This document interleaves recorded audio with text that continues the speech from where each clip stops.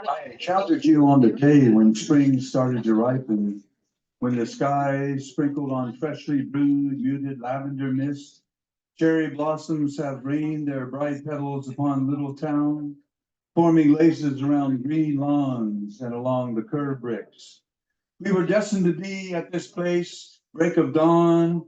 Dandelions looked like white chocolate cake pops arranged upon green Easter tray.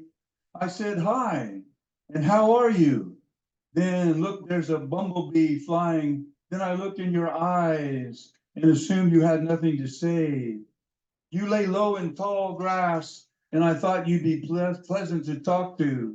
You had black, shiny eyes, blinding smile with a pair of white teeth. I stood tall, although height is one thing of which nature deprived me. Height's a myth. What does matter is the flock that we are flying with. What does matter is the flock that we are flying with. I said, don't be afraid. Then in a whisper, I will never hurt you.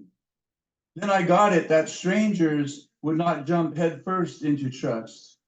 Then I asked, how are you? Are you hungry? Or maybe you're thirsty? You stood on your hind paws, looked at me, and you listened at last. Then I talked of my week and my day and my cold foam iced coffee. Then of war and of life and of a tiny blue egg cracked in half.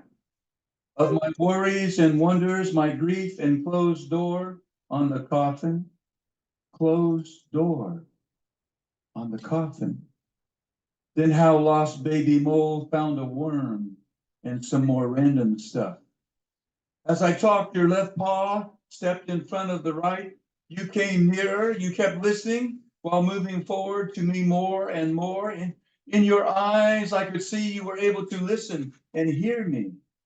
I felt grateful and seen like I have never felt before. Day was starting to dim. All the shadows were slowly fading. I said, thank you and pleasure to meet you and see you next time. You know, sense of belonging has been for so long underrated, but you listened as if I were yours, and I talked feeling that you were mine. Then I walked slowly home, my peach-colored dress turned into pitch black raven cod from a tree, camouflaged in black sprouting leaves.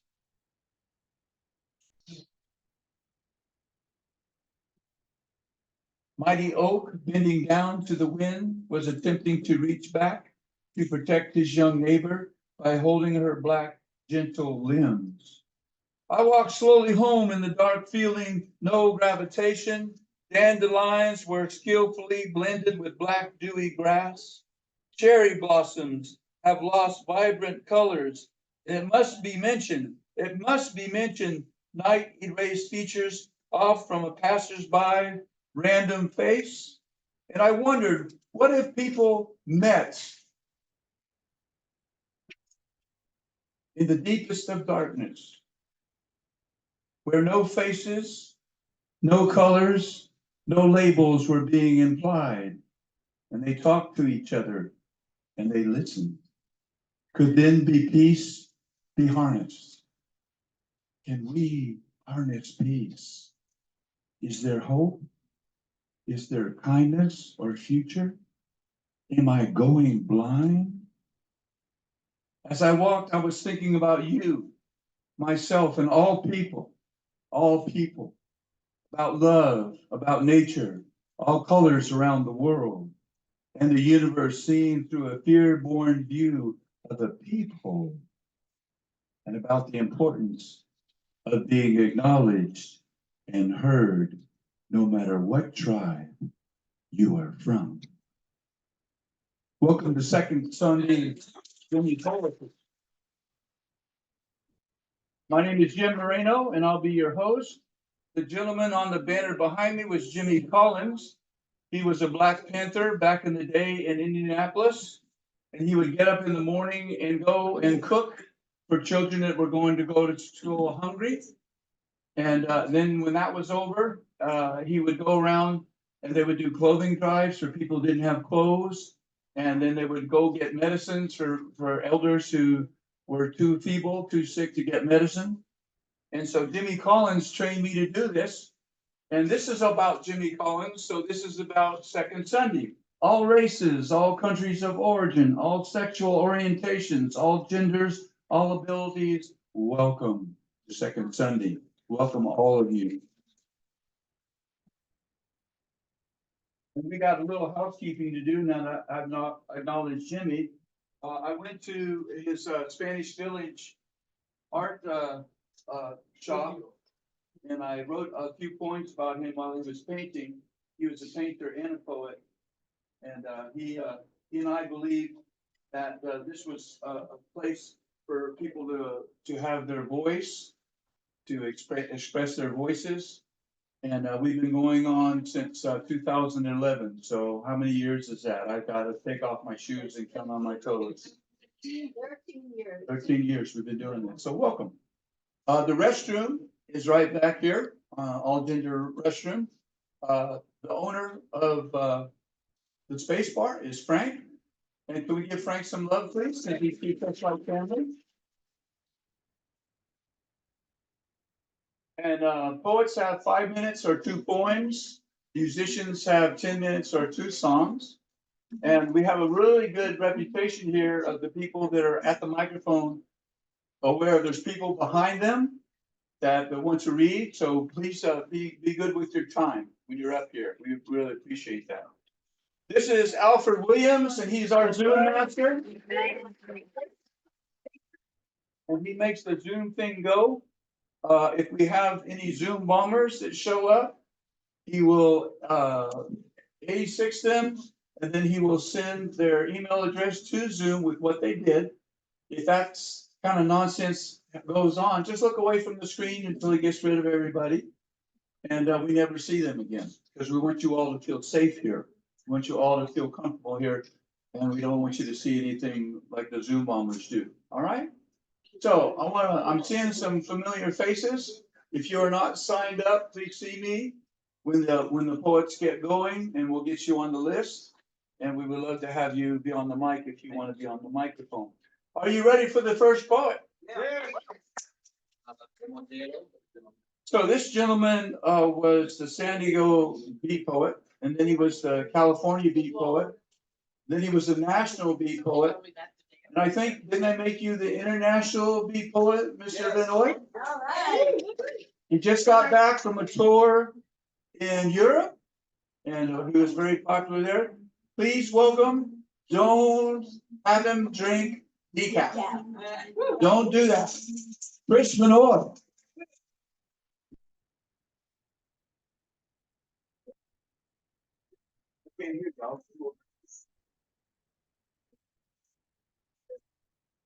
St. Augustine, Florida. It was a nice place. I highly recommend it. How many dead kings?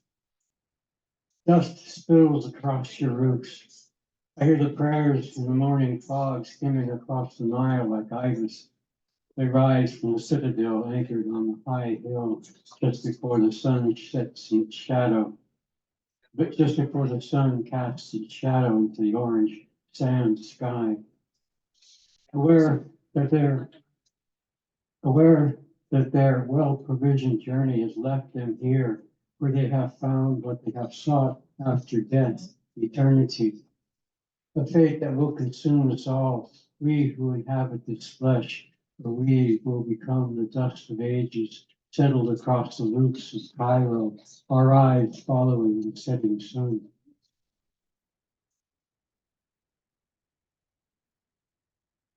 Be still and listen. Be still within my love. It is a safe harbor, a sealed inlet where no storm may enter, a calm bay of soft blue water where dreams are so sweet they wake you smiling. It is a place of scented pine wild berries, a meadow of soft breezes, and carpets of new grass, touched before the dawn, where doves wake cooing in a glass mirror of water and still pools, scented with flowers dancing in the morning light, and springtime's melting snow. You are long summer afternoons where we go quietly with two hearts beating life into one life. It is more than life. It is more than the whole of us. We are wind moving through lazy leaves of tall trees for the measured steps we take together as we talk in promises, our hands clasped together, touching, our hands clasped together, touching, us growing together like roots of roses.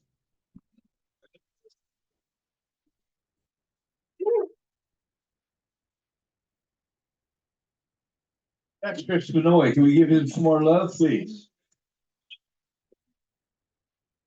The poem I read to you is a woman originally from Armenia. Her name is Hazmik Movsishan, and she was born in 1977. And she is a life coach, and she Is it on YouTube? believes we need to train more young people to be champions of diversity and peace. The problem is, make sure Hazmik I have the right version. Movsishan. So it should have. Olivia, this is about your third time with us? No, it's okay. Second time with us? First time with us? I've got 2 brain cells left from the 70s. Help me. You can search for it on YouTube. And then you can So find the right- she's been here before. And I'm sorry about my brain damages. This is Olivia Mercedes.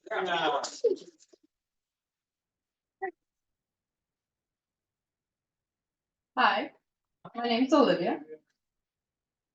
So the poem I have today, I've written the end of this poem, but I need all of your help in writing the beginning. If you'd be so kind to help brainstorm with me. So I need you to help me brainstorm. What are some things that go in a backpack? Flashlight, Flashlight, water, water, Matches. laptop, a laptop, sunscreen, Alligator repellent. alligator repellent.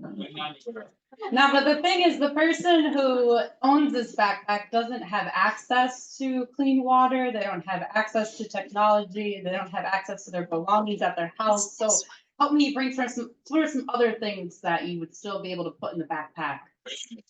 Trail mix, Mustard. mustard. Okay, but unfortunately, the person who owns this backpack also doesn't have access to any food right now. So what are some other things might go in this? Apples. Oh, we don't have access to food. Oh, So no apples. a little shovel. A shovel, okay. A knife. A knife, so tools, okay. A tarp. A tarp. Ideally, yes, but unfortunately, this person, they don't have access to any of their belongings. Their house was destroyed, so they don't have access to any of these tools that they would otherwise have to put in their backpack. Anything else? A rope. Plants, a rope, Sounds like I need a Bible. a Bible, okay. String. String, okay, the problem is I don't think this person has access to anywhere to find these belongings that we're coming up with. Well, then it'll be stones. Things from the So ground. stones, things from the earth, okay, Any roots. okay, roots. Medication.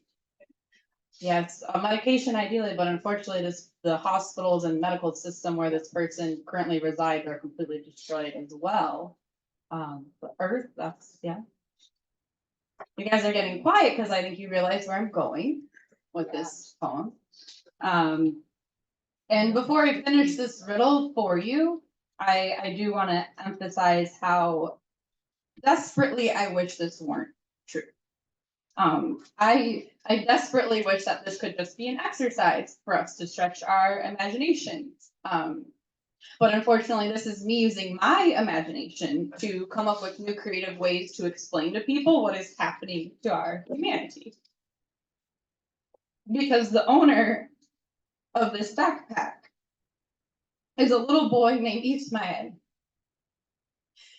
And he was wearing his backpack on the front of his chest as he stepped out of an ambulance and asked the journalist who was standing directly in front of him, "Do you know what I have in my backpack?" And as blood dripped from the bottom of his blue bag, the journalist struggled to speak. Jihmye reached for the zipper on his bag, but the journalist gently placed her hand on his and asked him to rather explain.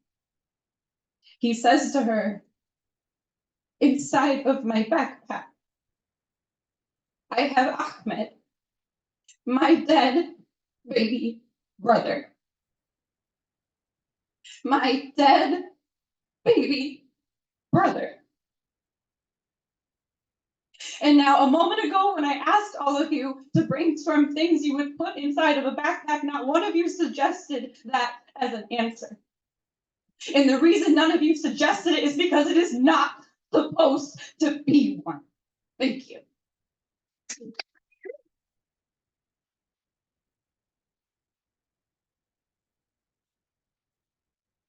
That's Olivia. Can we give her some more love, please? All voices for the voiceless are welcome here. And when you write and read and the tears come up, that's the best writing. Thank you for coming. You're always welcome here. Well, he kind of looks like a poet from antiquity. I love the way he reads. He just had a birthday. He taught high school English for 2 millennium. This is Chris Ernest Nelson.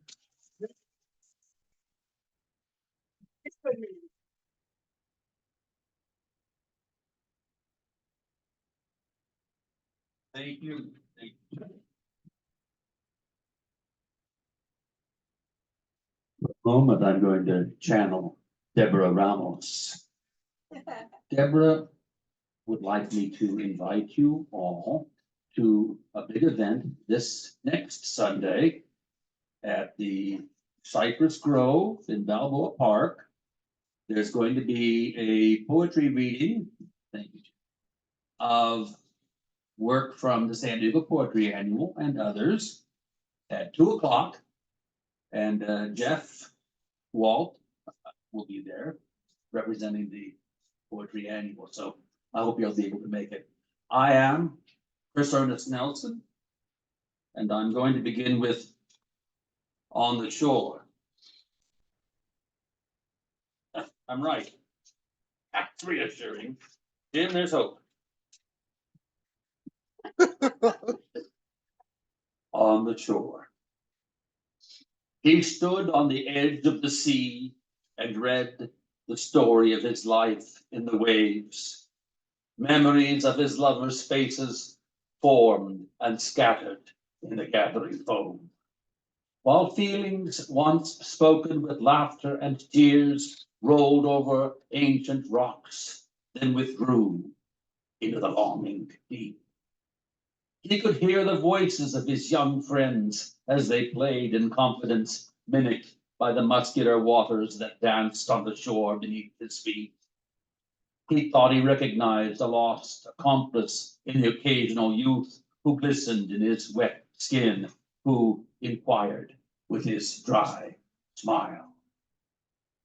On the horizon, where a satisfied sea met the appealing sky, rose-haloed clouds made promises like a lover who no longer had doubts about kindness and comfort, who no longer feared life and embracing death. A lover who could never leave while waves still reach the shore. Whatever you do. You got 3 online. And the ink is still dry on this poem written yesterday. Whenever. A second look.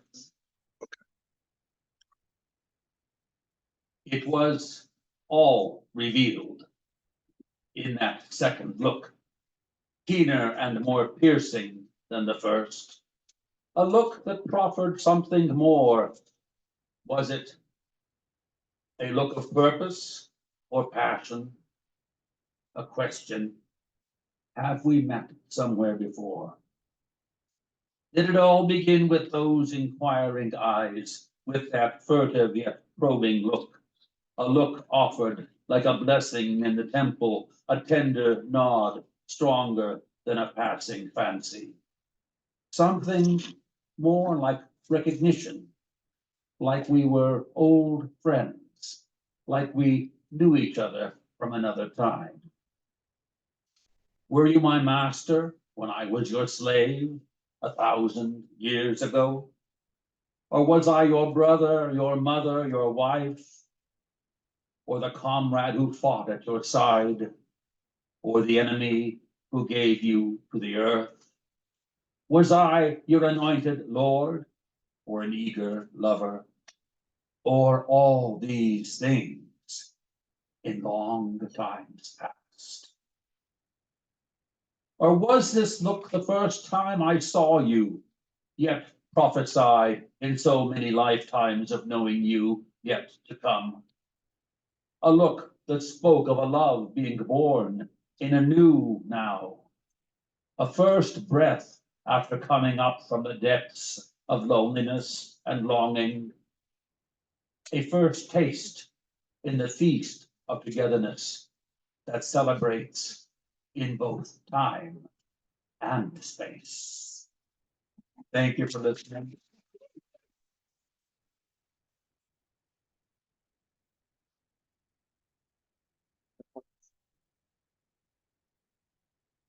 Beautiful. Thank you, Bill. Thank you, Chris. We have some people on Zoom. And, oh, Shirley, you made it after all. So there's someone on Zoom also wanting to read? If you would, if you would. I think everybody does. Okay. Could you just say hello to Alfred in Zoom and he'll give you your name so we can continue on with the show, okay? Thank you. All right. It is my pleasure to introduce a man that's changed my life. We did a voter education registration and poetry event at Malcolm X Library on April 27th. And we're gonna do 3 more of those between now and the election in November. And he was one of the readers. This is Alfred Williams, Alfred M. Williams.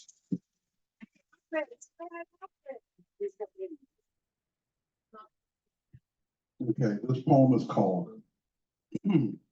I want to talk to you about how to train your dog. Hi, I'm Christy Noem, and I've been the governor of South Dakota since 2019. And I want to talk to you about how to train your dog. First of all, you need to be impatient and cool. Don't be afraid of using pain, fear, and intimidation. And put a shock collar around the dog's neck for good measure. Because nothing trains up a dumb animal like a few thousand volts of electricity going through its brain. You whip it if it don't act right. You slap that dumb dog good. That'll learn you, you dumb beast. And so if you take your dog out for a hunt and it don't listen to the other dogs and it run off and it chase birds and run through the flowers, elated with the beauty of nature instead of doing its job.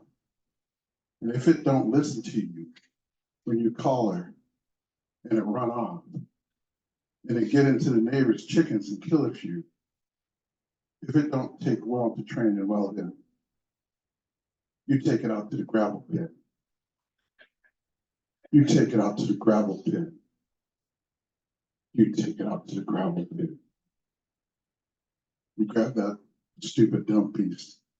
You drag it by its collar. You take that dumb beast that wouldn't listen to you. You pull out your gun. And you cock it while it's looking back at you, wagging its tail while it smiles at you. And you pull the trigger. And you put a bullet in that dog's head. And that's how you train your dog. Hi, I'm Christy Noem, and I've been the governor of South Dakota since 2019. And I just wanted to talk to you about how to train your dog. Oh, and if your daughter comes up to you later and asks, where's Cricket? You just say, she went to heaven, baby. She went to heaven. Wow.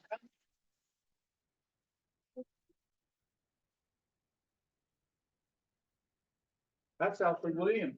Give it a small. Gentleman, that we're gonna hear now lives behind me. He's a Vietnam veteran. His helicopter was shot down in Cambodia and all of his shipmates were killed. And, he was collecting their dog tags when the Khmer Rouge showed up. And I don't see him. Michael, oh, there you are. Ah, you moved your seat on me. And so, he outran the Khmer Rouge for, probably after 2 miles, and he made his way back to his ship. This is Michael Turner Ortega.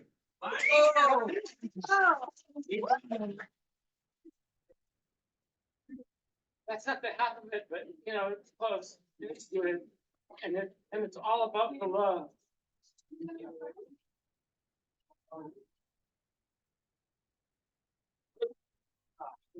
But before I read my one poem today, I want to talk about gratitude.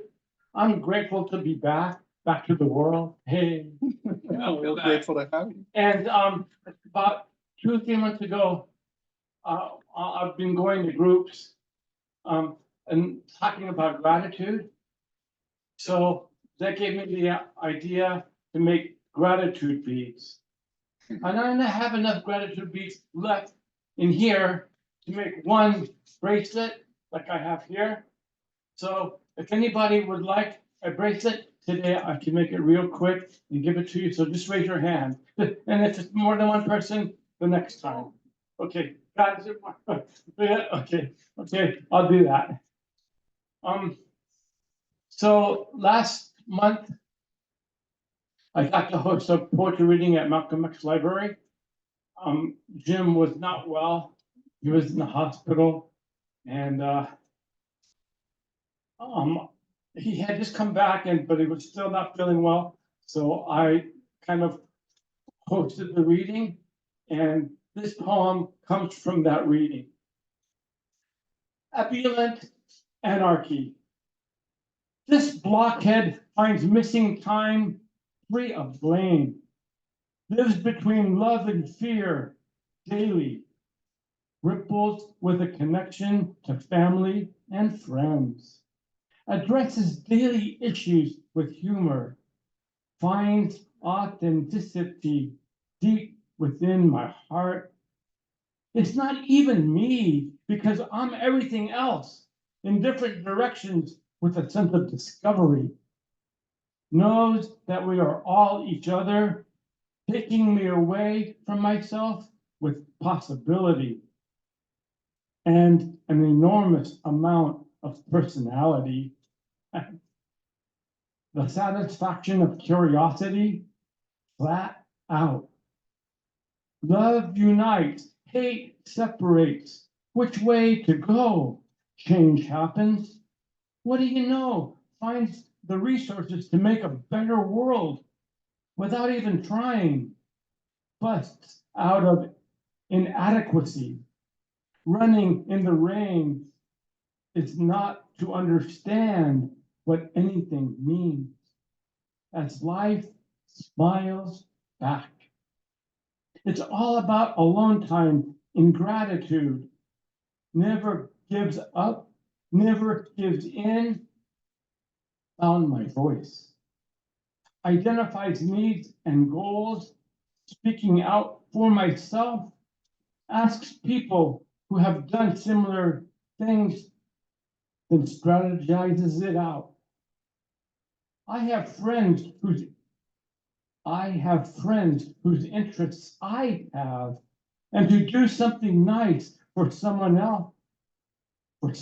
else, without anyone knowing it was them, and kind of hyper vigilant in a good way.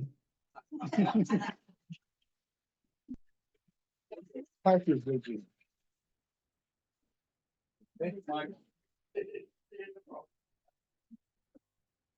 Back in the nineties, there was a place called Claire de Lune's. And a lot of us were there, and the lady that was the host, the MC, she made us all feel real comfortable, and I took a lot of lessons from her, because a lot of us were scared to death to go up that microphone. Please welcome Cheryl Lateef.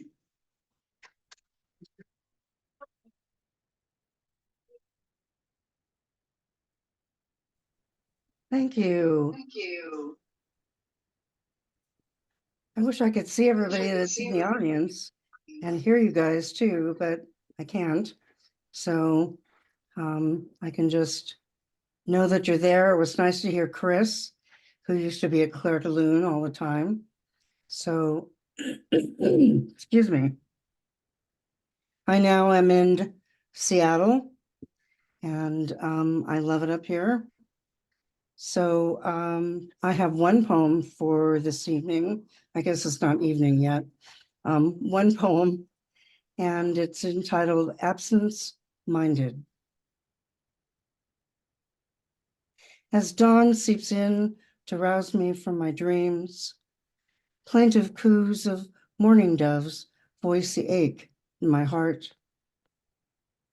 I throw back the covers, abandon the bed, make my way to the espresso machine, jumpstart my day, remembering you always preferred tea.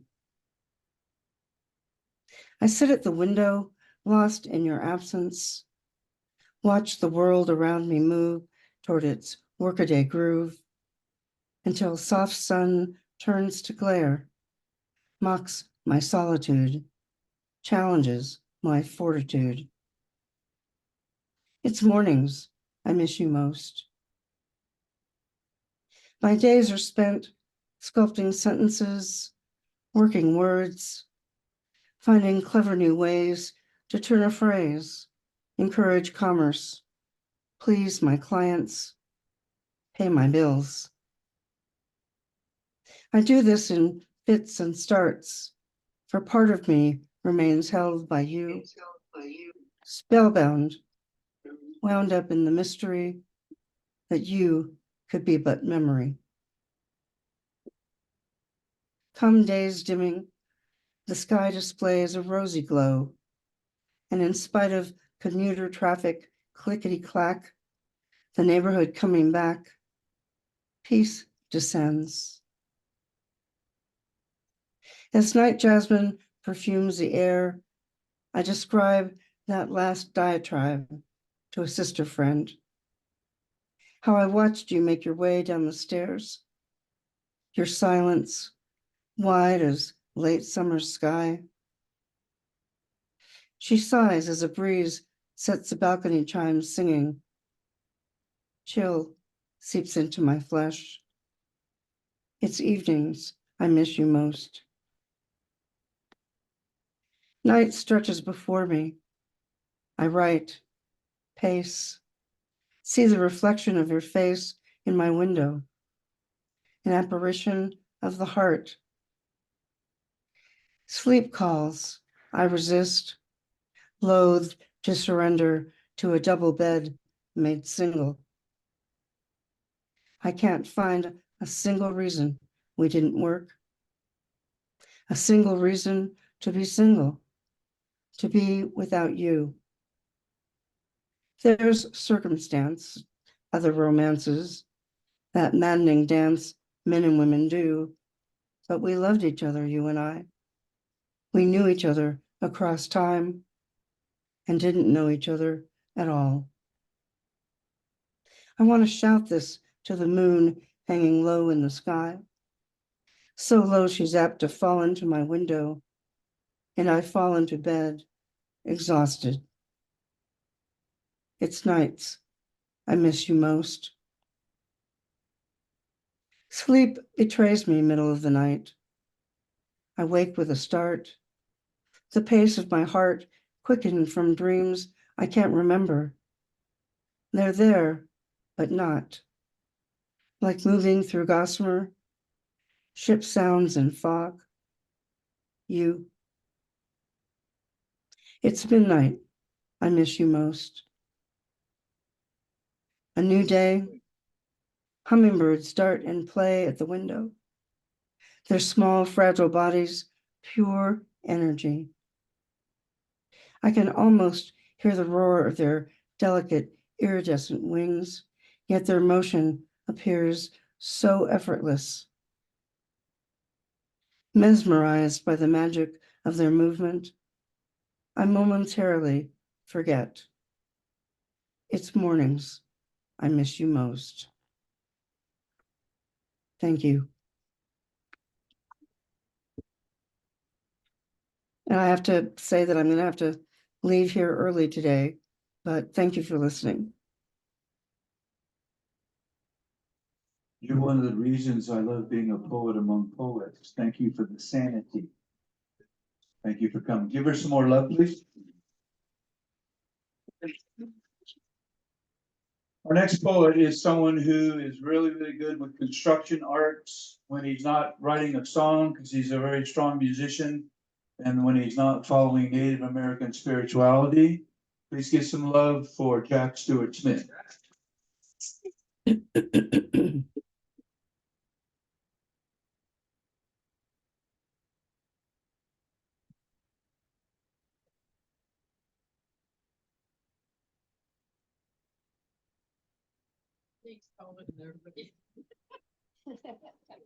Thank you. Thank you, Jim. Hello, family. I love you all. You know, poets talk about so many things, or do poetic things. One of the things that we talk about is pain. Pain. This poem is entitled In Me. Let not anger build up inside me. Let not hatred steal my heart. Let not prejudice blind me. Let not despair rule me. I am here but for a brief moment. Soon I will be returning to the stars. May I learn to love completely. May I walk honest steps with integrity. I feel a weight of sadness upon my shoulders. I pause and I pray for a new awakening. Another war will never cure all our sicknesses, as rivers of blood flow to the ocean shore. Nevertheless, I am a part of this all, with more questions and so few answers. I understand the pain that drives us. May that pain become our cure.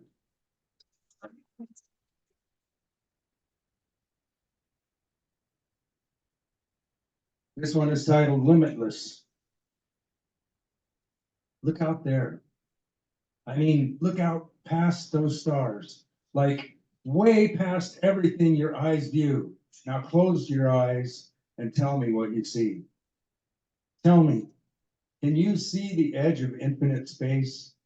Open your active imagination, open it wide. Isn't there always something more? Please do not ever put a number to the stars. Once a number is given, the door in your mind is shut, for there is no number that can be given. But would an unnumbered universe be complete with only one God? Maybe perhaps it may be time to reconsider. What if there are an infinite number of gods? Why would one God want to hear an infinite amount of tears and wailing, prayers that never cease to beg for help? Infinite holy days, infinite grief and mourning could cause one God to suffer a God migraine or worse, perhaps even a wish to end it all. And yet, could there be a higher form of existence? I ponder as usual. A life with no beginning would have had to, by now, been so extremely evolved. Is there such a thing as a super God? Daughters and sons of God, a God family with super God parents, with SG tattooed on their arms, special privileged gods warned not to hang around those lesser gods on the east side. And still further and further, I wonder, would gods be looking for a higher power? Would they pray and seek something more? Or would they be kind of stuck up, thinking they're all that, narcissists? Or what if love is actually the most powerful force of all. And we think because love does not rule from a throne, it cannot grow a big long white beard, that love is just a thing. But what if we are all part of infinity, like a gigantic jar of peanut butter and honey, all stirred together, waiting to be spread on crackers and eaten? Learning to be enjoyed by one another, learning to give, then receive. Life, a precious gift, an eternal blessing, and perhaps we are all just figuring it out. We just do not remember right now, though soon this temporary journey will surely end. And midterm test scores will be given. As we move forward and upwards, remember, a trillion is a very limited and small number. Infinity is limitless. Thank you.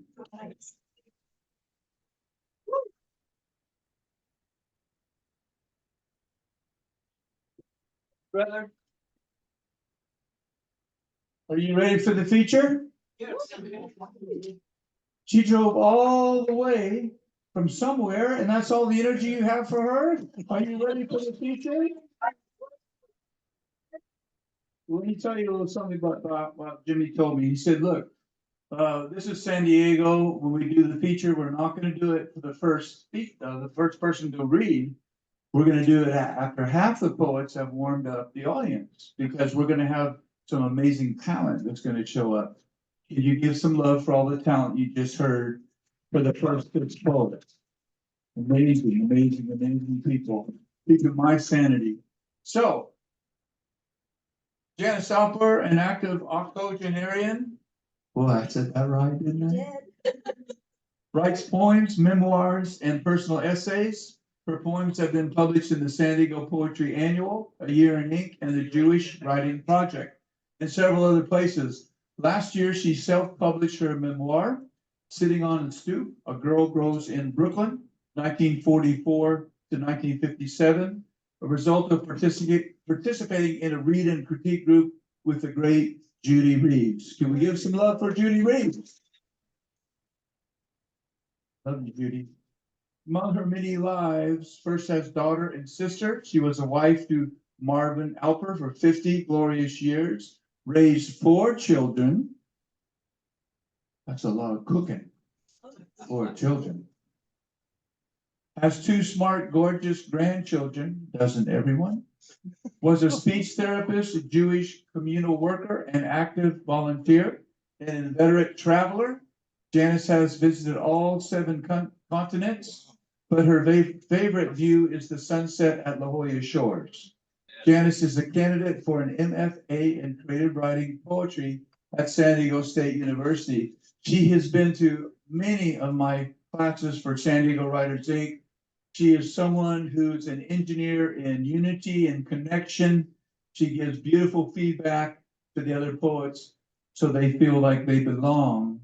Because if you say you belong, you're a poet. Janice Alper.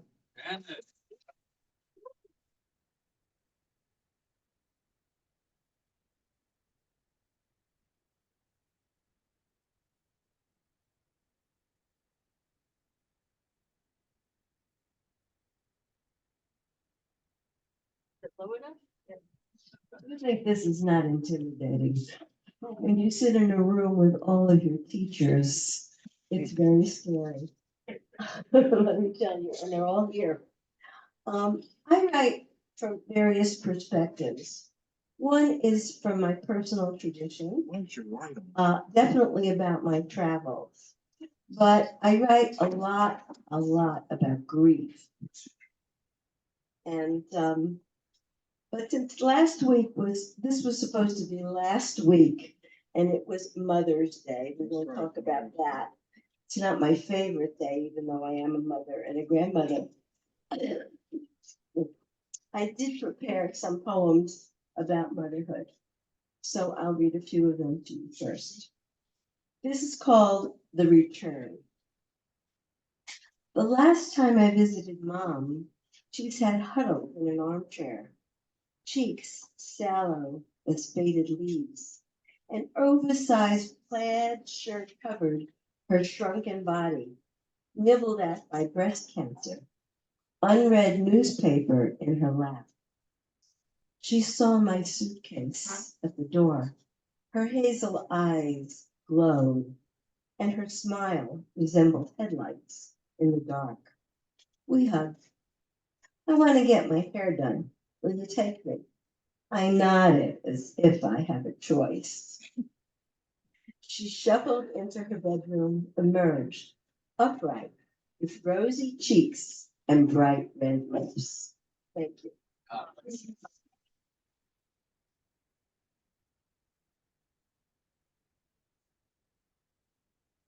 A little program. This is something that appeared in A Year in Ink. It's the anthology put out by San Diego Writers Inc. Excuse me. It appeared a couple of years ago.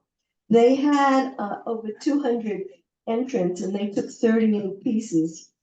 I couldn't believe it. Talk about intimidating. This one of them was mine. So this was selected by our friend Jefferson. What's his name? Jefferson. We know him.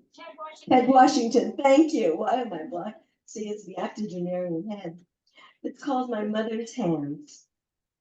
A soft pencil moistened on her tongue, add up a column of numbers on a brown grocery bag. My mother's hands, fingers calloused from packing groceries, lugging cartons across the floor, counting out change. Over the washtub, scrubbing dirt from shirts and sheets. My mother's hands, wet with soap, up and down the washboard, wringing, twisting, droplets of dreams. My mother's hands knit sweaters, held books as she read to me, to her grandchildren, hugged me, caressed my babies. Softened with age, my mother's hands, always busy, at last reposed in death. Thank you.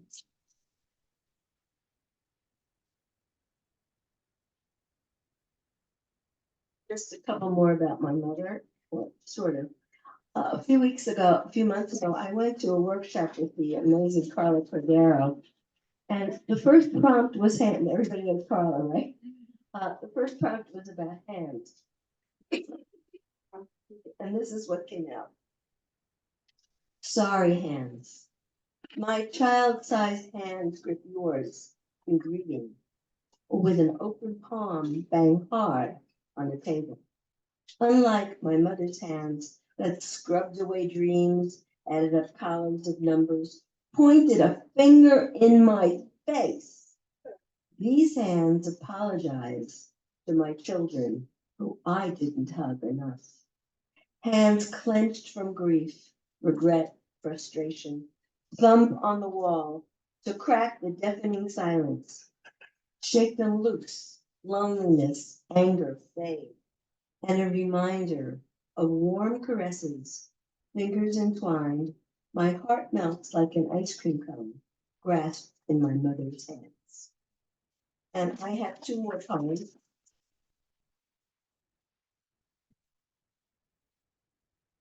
Related to this. These are from my memoir, Sitting on the Stoop. I have bookmarks there.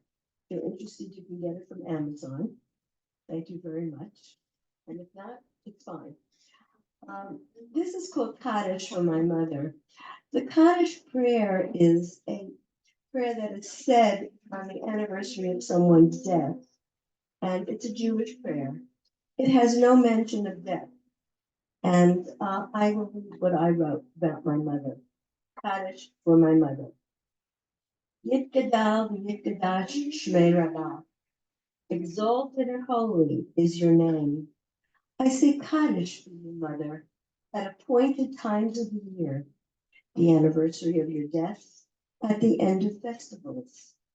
It's not you I mourn. I mourn lost years, time that could have been. Once you were my whole world. I snuggled near you. When you read to me in bed, smelled the chamomile of your shampoo, felt the warmth of your dark skin when we walked together.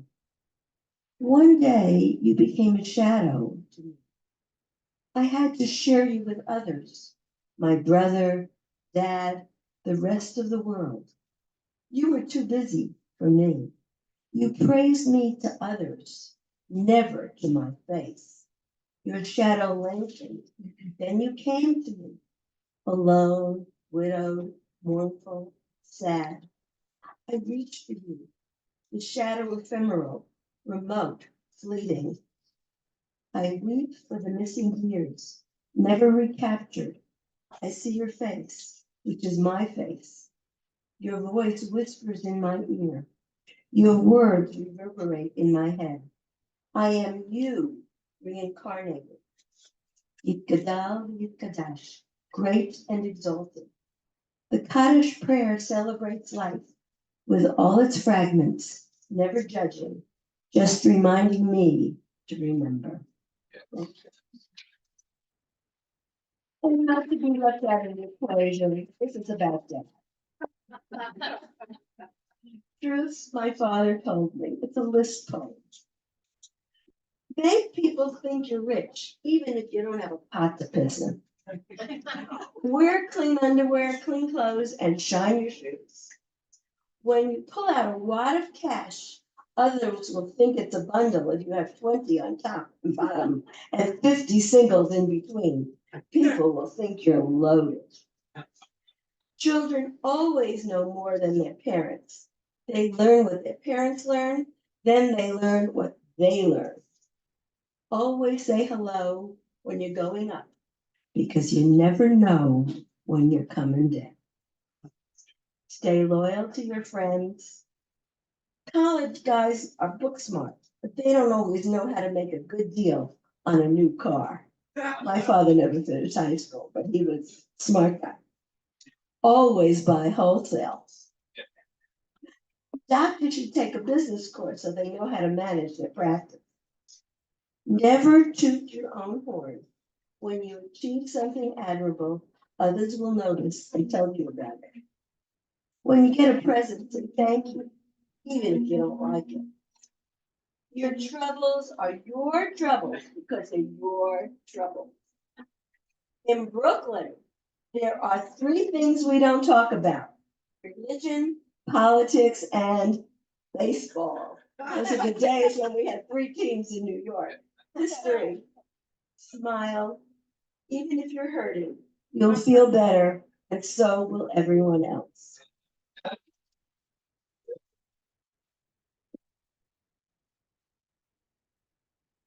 That's enough about the family. Let's go to different parts of the world. Breakfast in the Cotswolds. Anybody been to the Cotswolds? It's in England, great walking paths, very rural. Rustling leaves outside our window, aroma of fresh coffee, rub sleep from eyes. Pad down the steps in stocking feet. Mrs. Campbell, perspiring at the stove, turns, greets us with a smile. On the table, buttered toast in the caddy, platter of grilled tomatoes, bowl of brown potatoes, fresh, crisp quarter moon apple slices on a plate.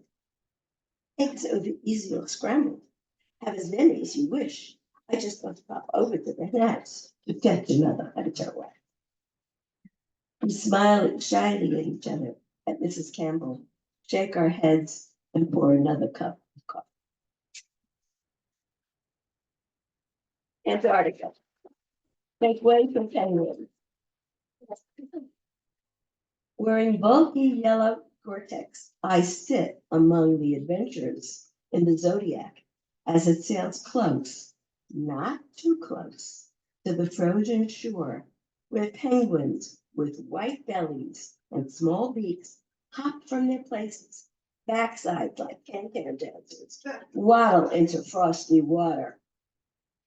Camera at the ready, I step onto the blue ice, stand at a distance, see the penguins return from their swim, droplets of water on their black wings. They pose for a moment, then turn away, tunnel along the craggy beach, back to mates, to guard their nests and intruders like me, Photos are my souvenirs as I leave the penguins to breed and multiply in their icy home. And not all travel is that is roses. This is called In the Killing Fields of Chung. In monsoon season, bones surface from shallow graves. A ring is washed up. Is it from the hands of a mother, a wife, a grandparent? Sniff the damp air and find other remnants of past lives hidden among the soggy leaves. The nearby Buddhist memorial houses the displaced bones. In a whisper, I recite a Jewish prayer for the departed. Back in Phnom Penh, children run up to me, stand on tiptoes to touch my white hair, a rarity among them. Giggle. They call me Yee, Grandma. I laugh and smile at them, hug them. We are alive. No victory here for a madman. Three poems from my tradition. This is called Grandma's Candlesticks. It's our tradition, and I do this every Friday night. I light my grandmother's candlesticks in my home, usher in the Sabbath. And I wrote a poem about it. They're very special. I feel very honored to have them. I have a lot of cousins who are not sure how I got them, but I got them. So, and they'll stay in the family. Grandma's Candlesticks. Sentinels of light, Grandma's brass candlesticks, engraved with her wedding date, April 10th, 1910, proudly cast light at our Sabbath table. Every Friday night near sundown, my tiny grandmother, hair neatly combed, jaunty black silk skull cap on her head, waved her calloused hands over the flames, covered her face, muttered the blessing to usher in the Sabbath. I looked up at her, inhaled the fresh-baked smell of palm olive, imitated her motions, shyly whispered the blessing. Afterward, we sat for a while in Shabbos silence. Now, every Friday, I take the tarnished candlesticks from the shelf with head bare, wave my hands over the tiny flames, cover my face with manicured nails, say the blessing out loud so everyone can hear, close my eyes. For a brief moment, I stand with my family. These weighty sentinels, guardians of my heritage, transport me back to childhood. Thank you. About a month ago, we celebrated that glorious holiday of Passover. And I was inspired to write this at one of Jim's workshops when we read poems by Joy Harjo, her Thanksgiving table. So this inspired me. It's called Passover Table, and it was published in the Union Tribune a number of years ago. This is the table. Oh, I write a lot about my Zeta, my grandfather. That's the Yiddish word for grandfather. And he wasn't such a great guy, but he comes out really coming good in my book. I don't know why, but it happened. You know, retrospect is, hindsight is always great, right? What happens, you mellow with age, Jim. That's what they tell me. This is the table where Zeta held court, led the service, while his grandchildren cut their teeth on matzah, made piles of crumbs on the floor. Sweet red wine stained the white tablecloths as we read about freedom. Mom and dad, aunts and uncles shouted, argued, and I learned to ask questions. Zeta paid no mind, droned on, while my cousin and I hid underneath, giggled, played pat a cake, and tied shoelaces together. This is the table that's stretched out to make room for one more person who had nowhere else to go. We slurped chicken soup, ate roast lamb, timmis, sticky desserts, and sang Passover songs. This is the Passover table today, compact, far from its original home, where we ask more questions. The image of Zeta hovers over us. Thank you. And I have a couple of great cards. I'm reading all that, sort of. Last goodbye. I knew you were leaving, your glass full of water next to our wedding picture. We were alone, my cheeks wet. I clasped my hands, breathed in and out. Slowly, ever so slowly, getting used to the idea you were not coming back. I sat at your side as you rasped and wheezed. The life force left you. I lifted my eyes heavenward, prayed silently as you ascended to be with the angels. Thank you.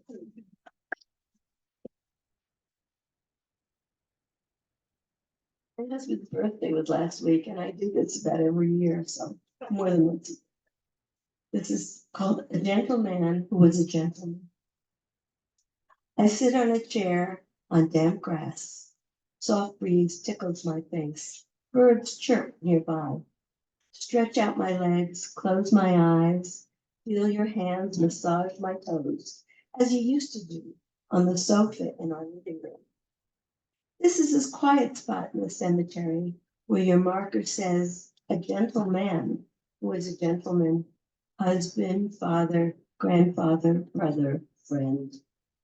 You were my husband, lover, best friends for more than 50 years. Today, the sun replaces your embrace. Thank you. I'm looking for all my dead friends. I think there are a few of them here, not too many. I hope. A Widow Knows. And this was published in an online magazine called Women Who Rule. A widow knows. A widow knows his hand will not reach out to you in the dark to brush away your tears or put his arm around you after a fight about nothing at all. A widow knows couple friends reach out for a short time. She adjusts, carries her own luggage, resists calling him in the middle of the day to say, I love you, I miss you.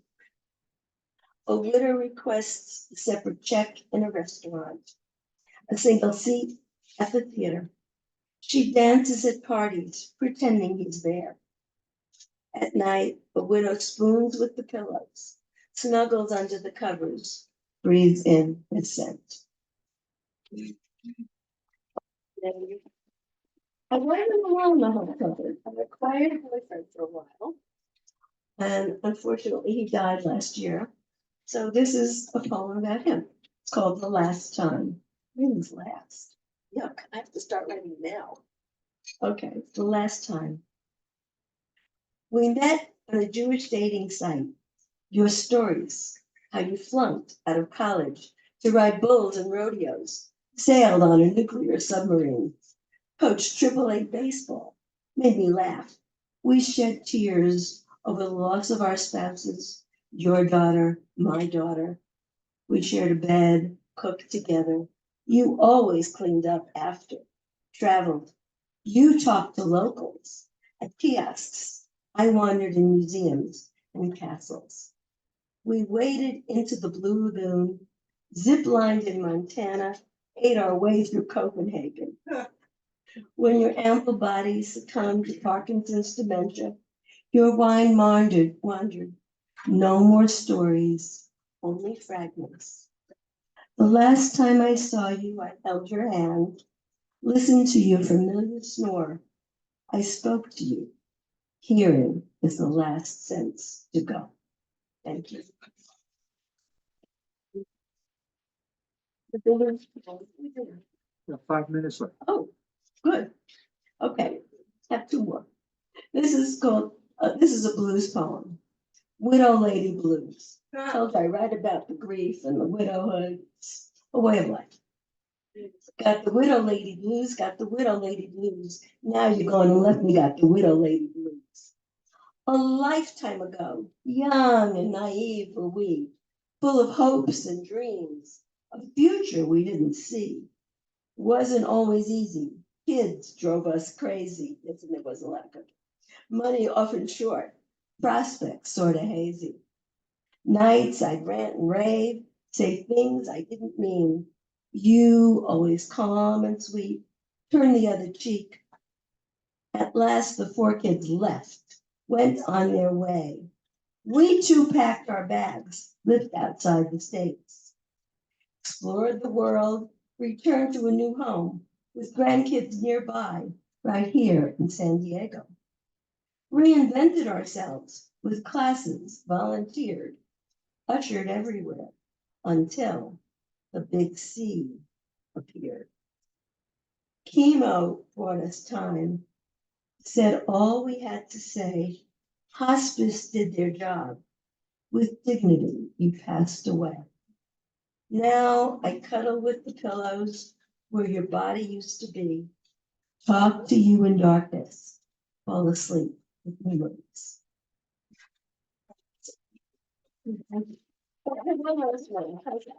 Okay.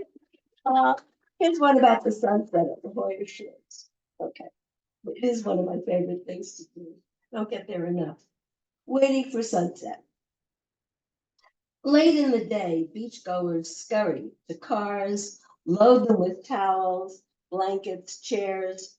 Bronze children stamp sand on the asphalt, turn for one last look at sandy shore. Kayakers, rubber vests drip salty water, grass paddles, parade away from the pulsating water. Tanned lifeguards rescue equipment, tuck it in for the night. A new wave of humanity arrives, office workers, dog walkers, sometimes 4 and 5 abreast, scamper, strut back and forth on the promenade to the glissando of rushing water. Surfers in wetsuits run into the tide to catch the last high ripples of the day. A hush in the crowd, with cell phones, cameras, binoculars. Young lovers hug on a bench. A crescendo from the ocean. Sky turns misty blue. Puffy clouds fade. The sun swirls to the tempo of the breakers, creeps onto the horizon, kisses it goodnight, disappears in an orange glow. Thank you very much.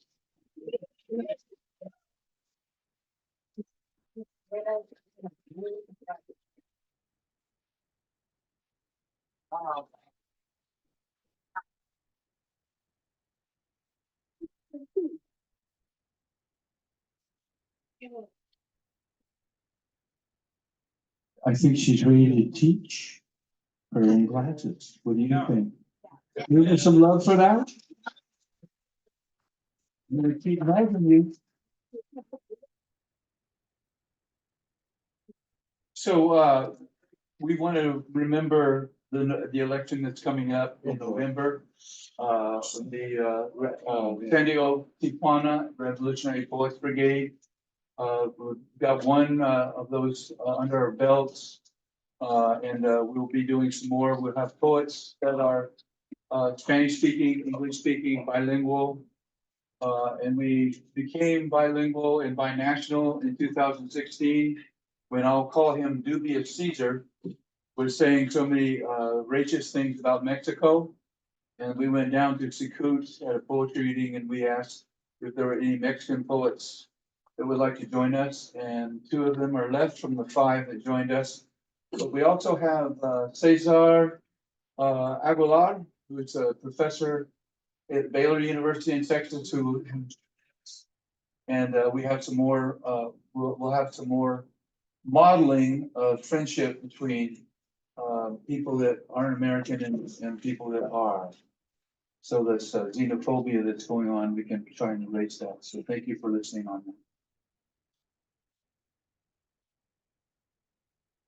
Leah's been with us for a few times now, and I really like the way she writes and the way she reads. Leah, are you here? Just wait a second.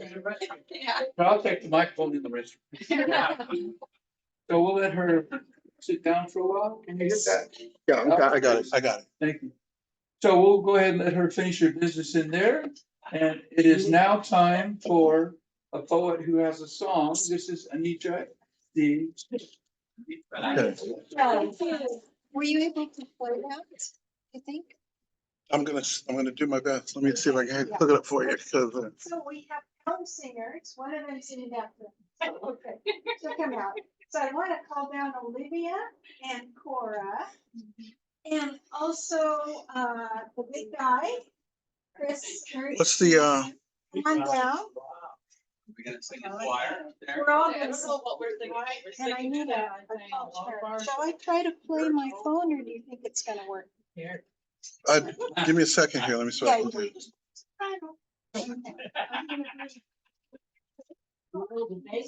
Good boy. Oh, yeah. Here you go. Glad you want to read. I don't know. What inspired you, Janice? I was told that I could. Ah, good.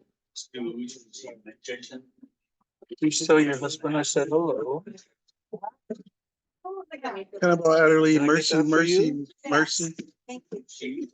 Where you want it? Anywhere. Come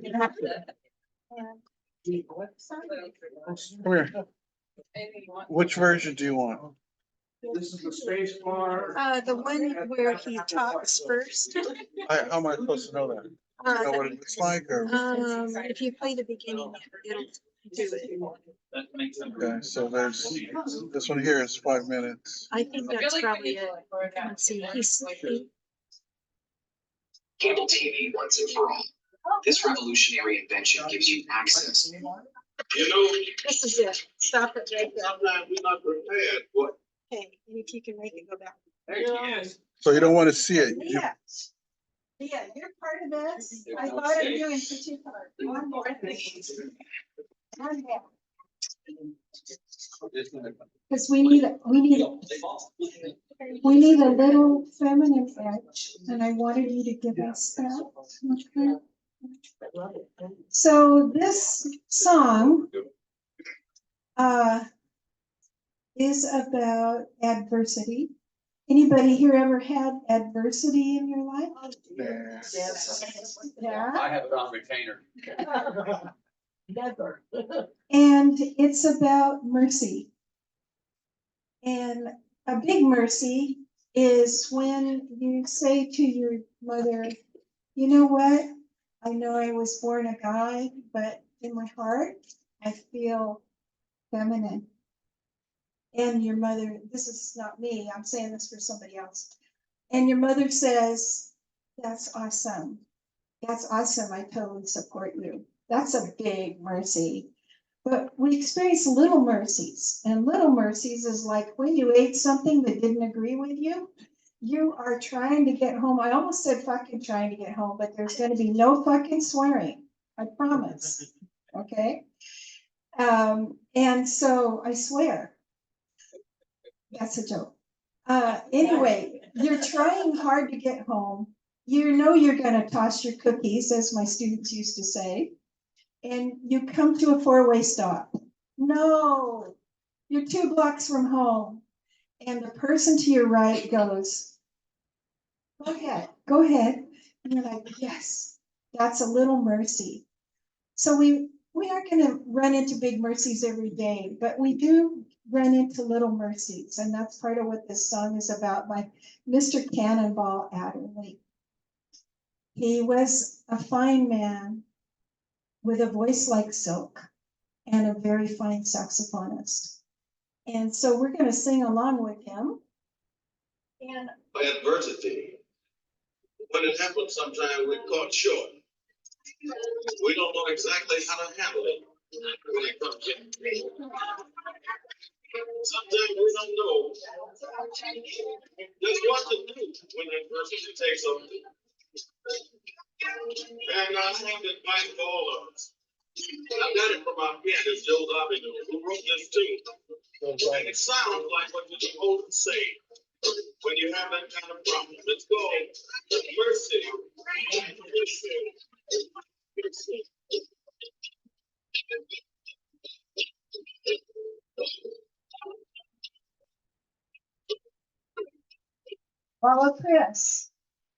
Those little mercy, those mercy.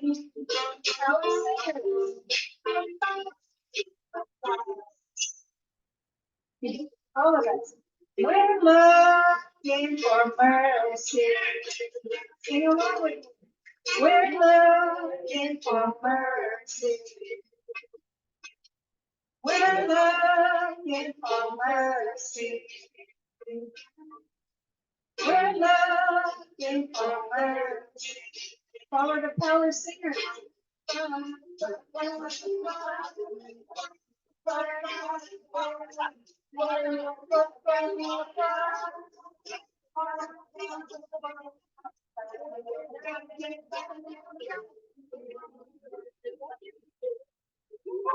Hey. Mercy, those mercy. I wrote these words in honor of Jihmye. Black and brown. Black and brown, look for mercy. Native American to Asians. Asians looking for mercy. Anglos looking to our singers.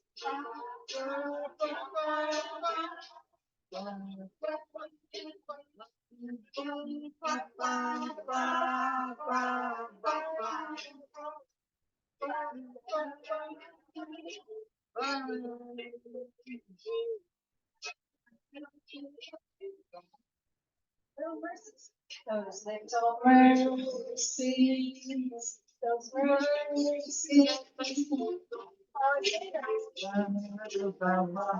Okay, gay and straight. Gay and straight, look for mercy. Bisexuals. Lesbians looking for mercy. Transgender to our singers.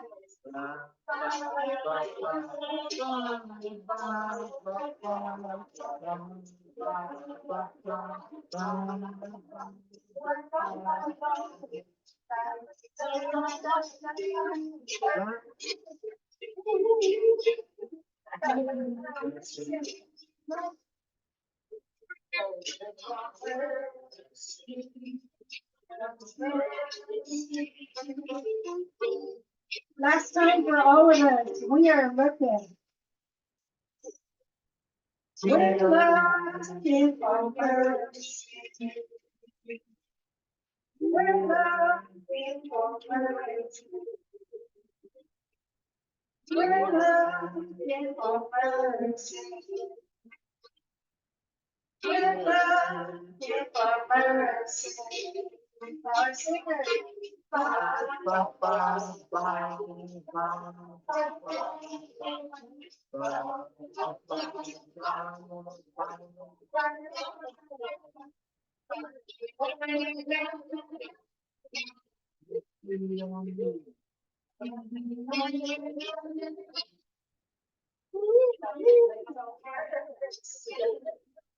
Those mercies.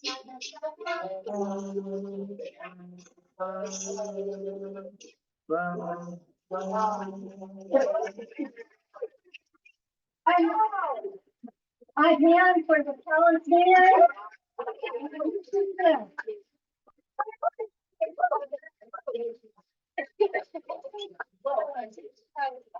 And I asked for this bracelet. I asked for this bracelet. Is it easy, convenient, and secure In way honor to of pay your Jihmye rent? Because it's already built into your iPhone. It's already built into my iPhone. As a wish for healing for Jim. Jim has changed the lives of so many people here, and I would like to ask you, please, let's give Jim Moreno a standing ovation. Yes.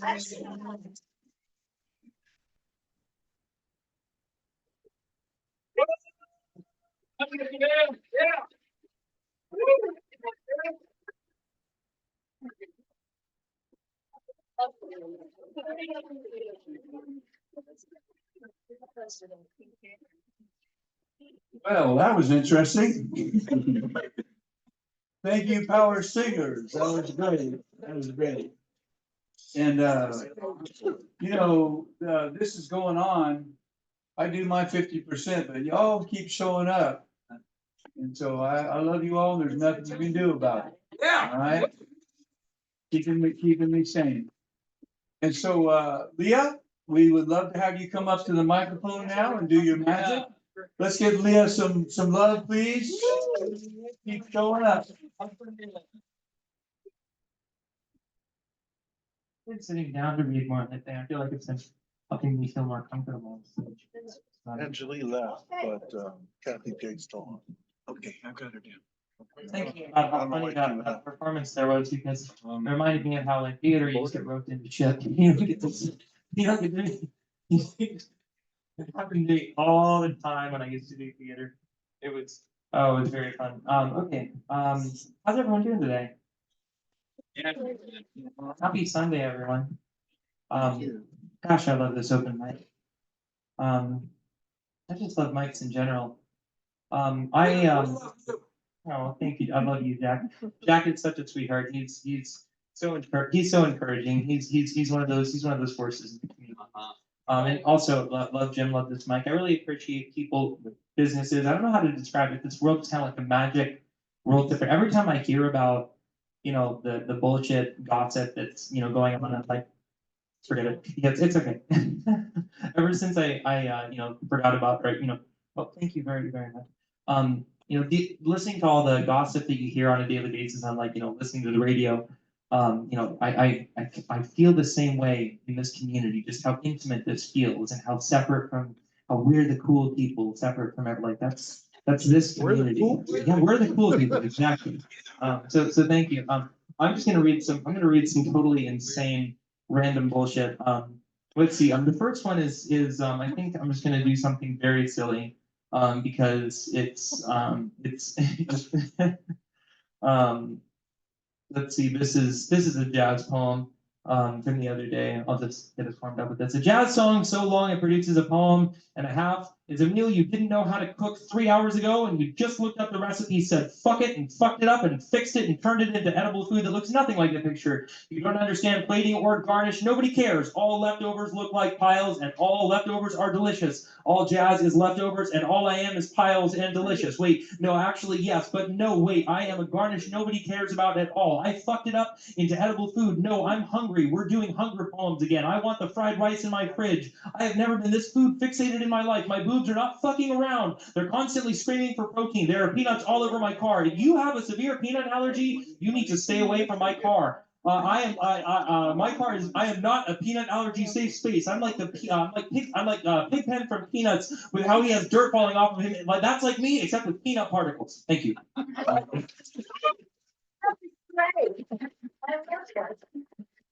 Jazz poems are some of my most favorite to write. Let's see. Let's do.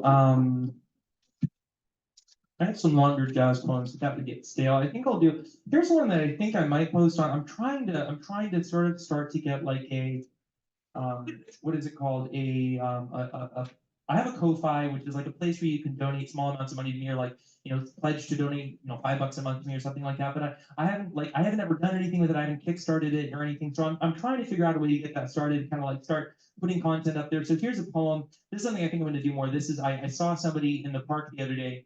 I'm doing some skateboard tricks, and I wrote a poem about her and her friend. And something I've almost never done before is I went up and introduced myself and kind of traded Instagram contact with her.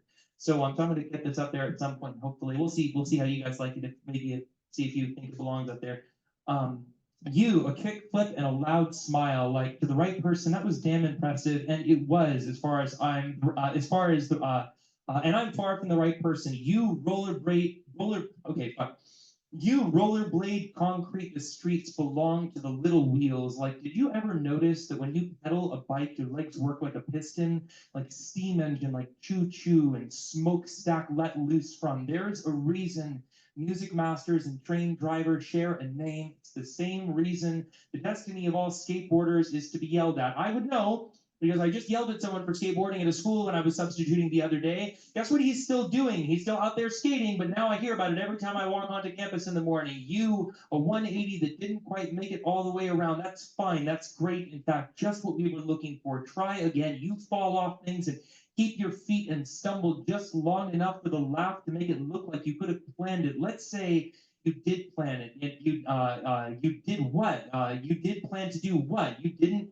Oh, hey, I got to be honest with you. I don't have a clue what you're talking about. You talking about move across the country with townhomes in your hometown composing half your search history. The other half is things we won't talk about. No judgment. Everyone's into weird shit. You, a friend that makes skateboarding more than falling off of the board. Because when you really think about it, isn't skateboarding, or for that matter, anything in life, boring as shit if not for the other people you get to be with while you're doing it? And guess what? You landing that kickflip, or almost, we'll say you landed it. Who cares? You're still on the skateboard, and that's more than they can say for most of us. You, helmetless, like you, stupid and brave, but mostly stupid. Please choose your bravery more carefully. You, earthquake shelter girder, all the shaken God's plate covered, and at most, you'll slink into the other side of the already chipped bowls. You resting against the lamppost, legs spread wide, like I need to be as clear as possible to life how open I am to it. You, a pitcher of fresh restaurant water poured lovingly onto a park plant slowly, so slowly, so that the leaves don't drown or break in the stream. You, a shout mistaken for a scream. It's okay, we're having fun. You, a plan for a short poem, plus the still standing in the same spot, typing on your phone 20 minutes and 4 song loops later. Savor nothing. Life says there's always more, and every stone in the Grand Canyon may appreciate your attention, but eventually they get self-conscious and think of their cousins. You never really ending anything, because everything's a start. But parties need cleaning up from, and enough how great was that text message time in between for breakup consolation level friendships to form. You, a midriff exposing tank top at 7:30 p.m. when the sky says storm, because California is a liar, and so are you when the question has anything to do with fear of failure, because aren't we all always terrified? But I fucking dare you to prove it. You, free of the need to proof of anything. You take faith in heart like God hoped you would. Like if the truth of the universe makes me ache in my center, something's really wrong. Truth should be a form of singing. As for me, what the hell is that? As for me, I'm still working on voice. As far as you, fall off that skateboard again. I'm not quite done writing. Thanks.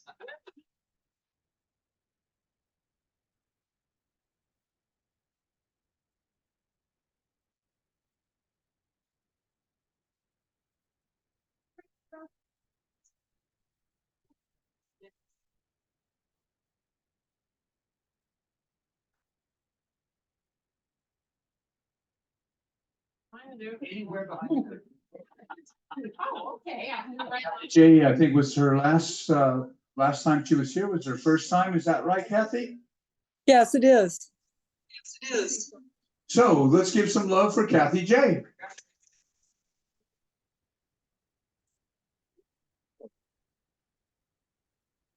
Rerouting. I had a car out to explore. My route of 30 years past, I could find no more. Mission Bay Resort may have been in my history. It looks familiar, but it's still a mystery. When traveling for work, they paid the expenses. Now I'm the one who dispenses. The GPS took me to places unknown, new gated communities I was never shown. I could feel the ocean. I knew it was near.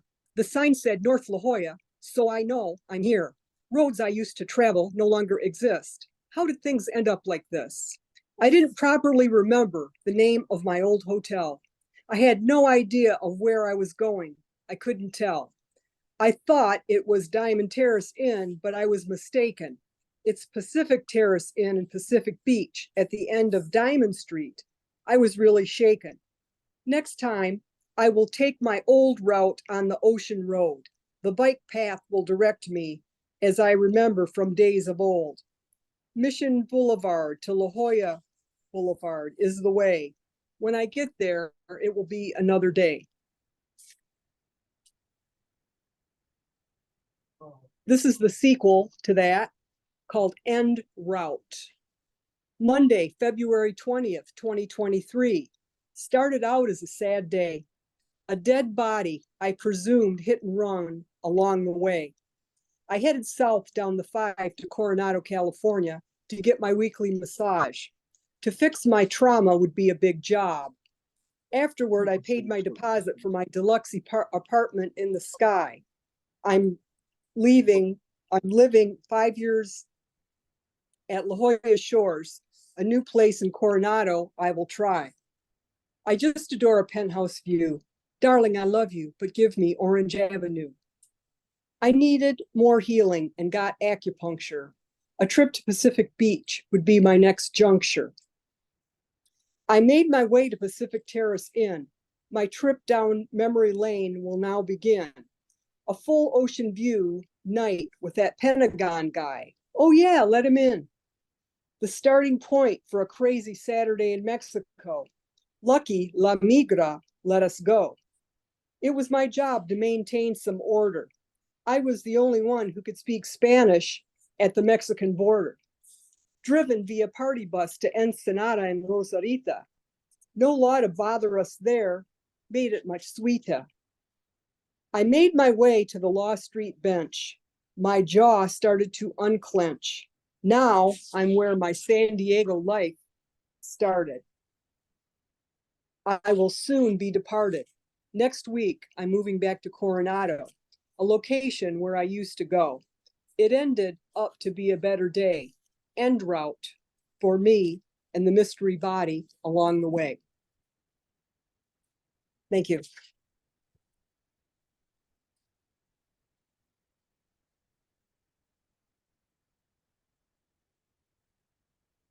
Thank you, Kathy. Please come back. We'll be here next I month will. too. Thank you. Cora, are you still here? Is Cora still here? Cora, let's give Cora a warm, fucking friendly welcome.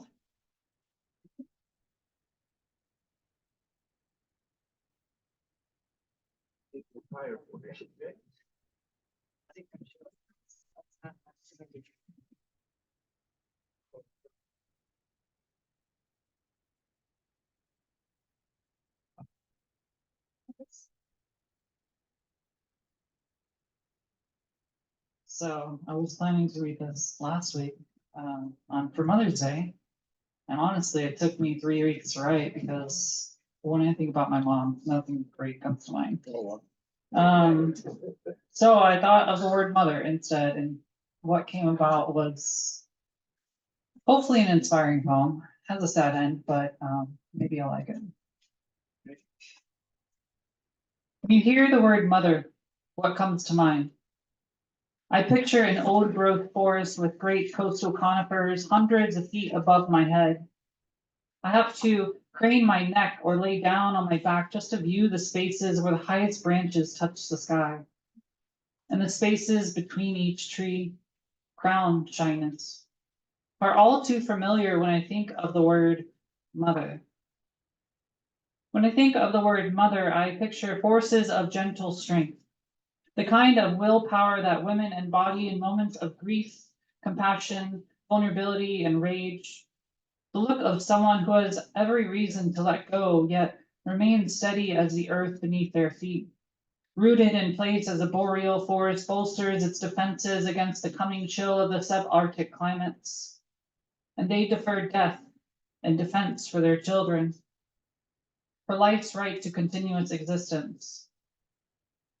When you hear the word mother, what comes to mind? I hear the sounds of the Pacific Ocean, caressing the shoreline with equal melodies of rhythmic droning, and the soft whispers of waves receding in foam and seagrass. Long strands of wet kelp bows wrapping around my waist, making a squelching slap against my skin.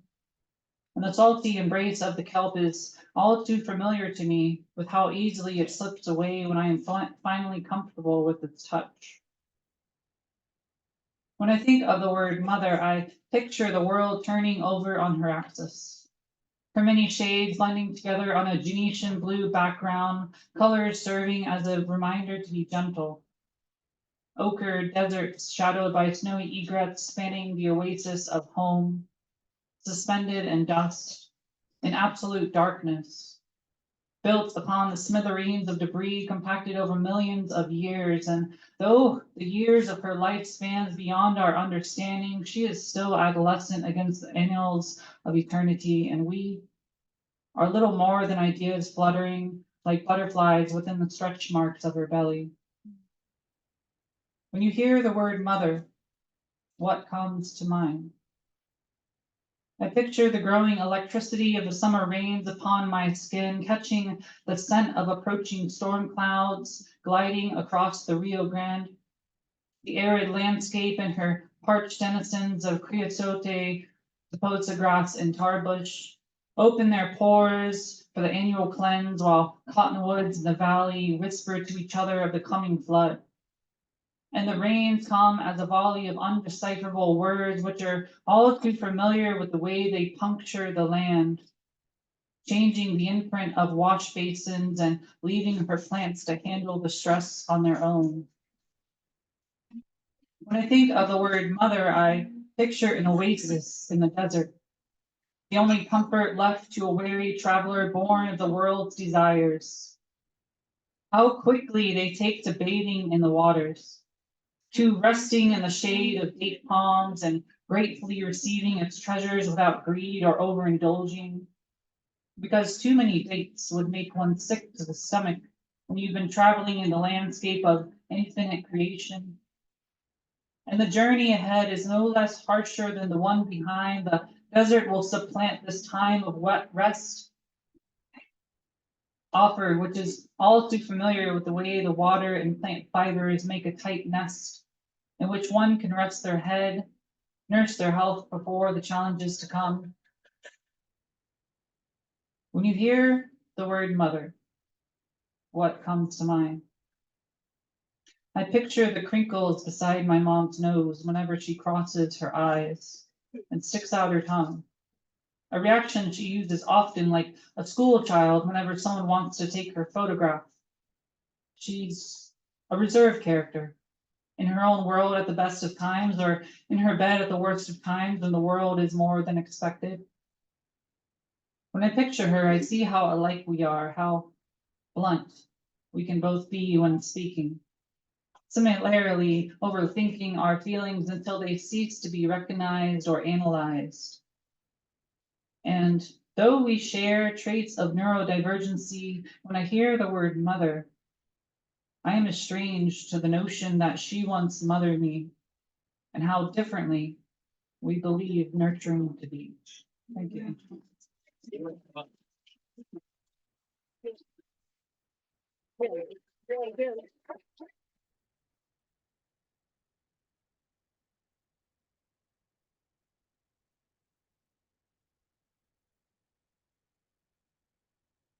You're so young and you put me in some kind of a zone that was very pleasant. Yes. You're so young and you're already a wordsmith. Please come back next month. Is this your first time here? So I have 2 brain cells left from the 70s, but please keep coming back. This is Dolores Fisher. Please welcome her.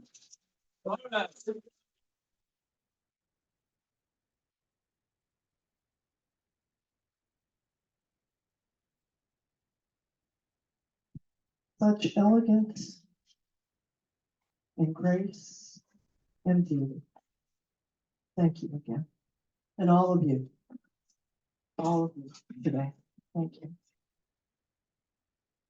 This is from a little anthology called an activist poetry anthology, selected poems for good trouble, co-editors Jim Moreno and of course Joe Malash. Oh, right.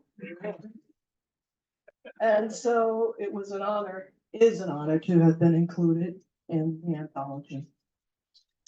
This is entitled Freedom Light for Nelson Mandela. It was originally written and performed back in 2013. for the Nelson Mandela Memorial Service we held where I work. This little light of mine, I'm gonna let it shine. This little light of mine, I'm gonna let it shine. This little light of mine, I'm gonna let it shine. Let it shine. Let it shine. Let it shine.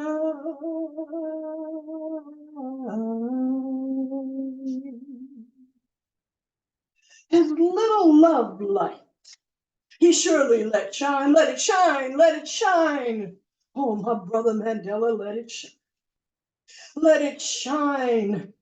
Raising freedom's sacrifice banner, taking up blood-soaked mantle from shoulders of elders who gaze into his future as they place their spirit on the altar of sacrifice, offering their existence to create a nation. A nation. A nation. Let it shine. Mandela looks up, grasps the heavy blood-stained banner before it touches the ground, raising it high. Splinters piercing his hand, shining his light against oppression. Like smothering cloak, he raises his other hand, clenched into a fist, and shouts, "Mandela! Let it shine." Mandela intones mournful cautionary voice over prejudice's dry bones. Praise the battle cry. Elders, deaths honored. Let it shine. Let it shine.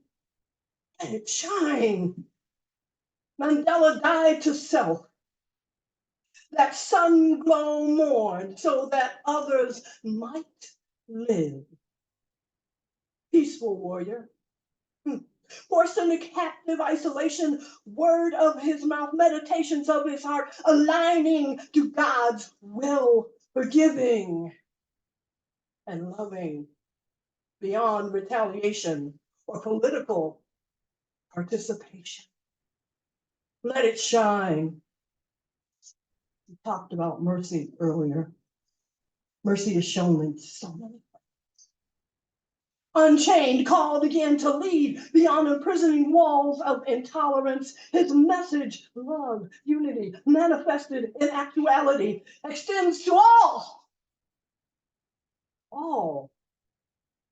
Forgiveness forged on hearts of strength unfathomable in a nation torn by deathly hate. Mandela, vision survivor. Baptized in deep healing, celestial fountains, let it shine. Mandela's life and service to humanity, a model of power's gentle strength, not obsequious obedience, but righteous defiance. He lifts his eyes to the hills from whence cometh his help, and listens to children's voices from generations unborn.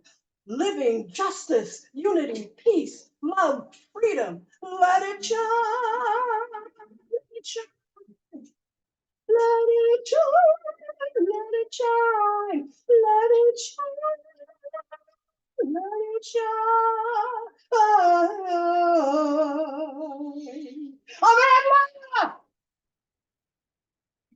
Thank you. Wow.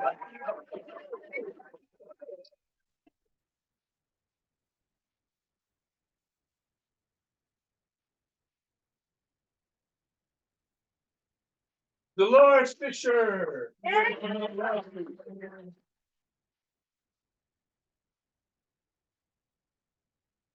You told me not to say anything else, but I got a lot I want to say. Okay, okay. Joe Melange just had a book he's had published, the title has changed. And when his wife was dying from breast cancer, she asked him to write some poems about the alphabet. And so he would write a poem about the alphabet and read it to her. And if she liked it, she's on medication, she's not doing too well from the cancer, and she would fall asleep. And if she liked it, then he would write the poems. And so he's got a new title for that book. I hope he'll tell you about it. This is my brother, my friend. This is Joe Malash.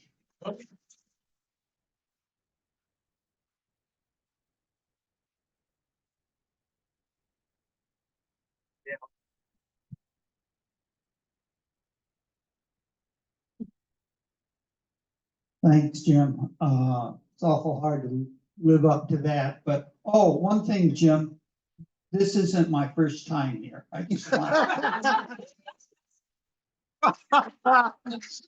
Thought I'd go over it. I knew something was coming. Second time? Yeah, I still look like a rookie,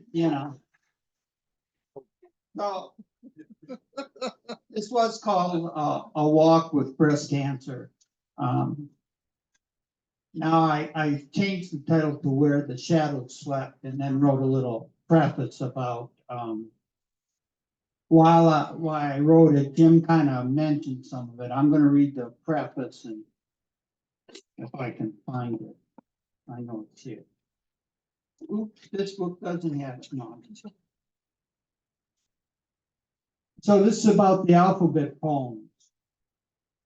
During Patsy's last days in hospice, I sat with her at night. She asked me to make up poems for her instead of talking. We chose the alphabet because she could choose the letter for my improvisation. Improvising softened my voice, and I spoke more slowly, enabling her to listen and to ask questions. When I liked my piece, I wrote it down after she had fallen asleep. By the time she died, I had several alphabet poems, and I decided to complete the alphabet. So I should probably read one. Yeah, why not? Yesterday I spent the day with her best friend Jodette up in LA. I'll fix it. About 15 years ago, she had a security door put on her house, and the guy didn't hang it right, and the door stuck, and it was too low to the floor, so it would scrape. So I said, "Oh, that's nothing to fix a security door." I didn't realize they weighed 20 tons. So, and the guy had fabricated it. He had welded it all together with tubular steel, and it was really a good door. I mean, no one's going to get in it, but it weighed a ton. And so we finally got it up there, and I had to lift the holes up about an inch. And that door was too heavy. So I was looking at the door, and I was thinking, and I said, "Hey, what I need is a fulcrum. You have a fulcrum?" And because I learned that in high school physics. And then we got the fulcrum, and I said, "Well, now we need a lever because I'm really quick, And so we hung it up, and I drilled the holes, and the bolts went in perfect. The wood screws went in perfect, and they were flush with the frame. It was great. And there was an even space all the way around the door. And I said, "Wow, that's a great job." So I said, "Well, now let's test it, open it." And so I went to open it, and the door was locked. And so I said to Jodette, "Where are the keys?"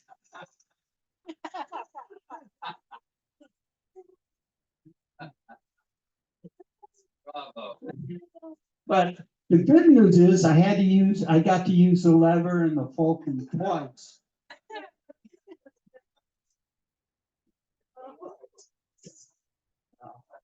Anyhow, this is called No One Thinks. Yeah. As I read about the construction of the Aqua Appia, I see a picture of a three-tiered structure, which at a glance looks like a series of M's stacked on top of each other. Does anyone believe that M inspired the designing of the Roman aqueducts? Like them, M is composed of arcs terminated with vertical lines at the point of tangency. How the shape of aqueducts took form is a mystery, like the formation of the letters of the alphabet or the surfacing of this memory about my wife.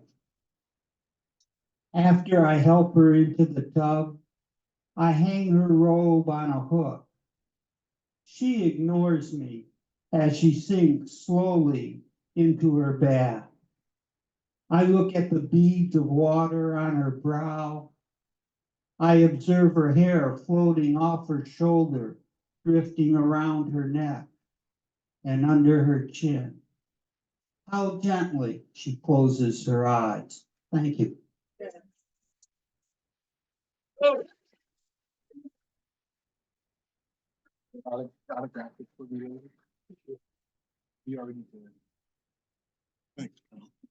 Thanks, Joe. Our next poet is a singer. She teaches writing workshops at her beautiful art gallery home in Del Mar. And she's quite a poet too. Would you please welcome Leilon Gittleson?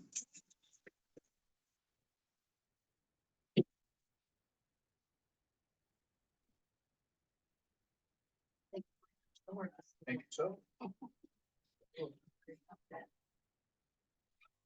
I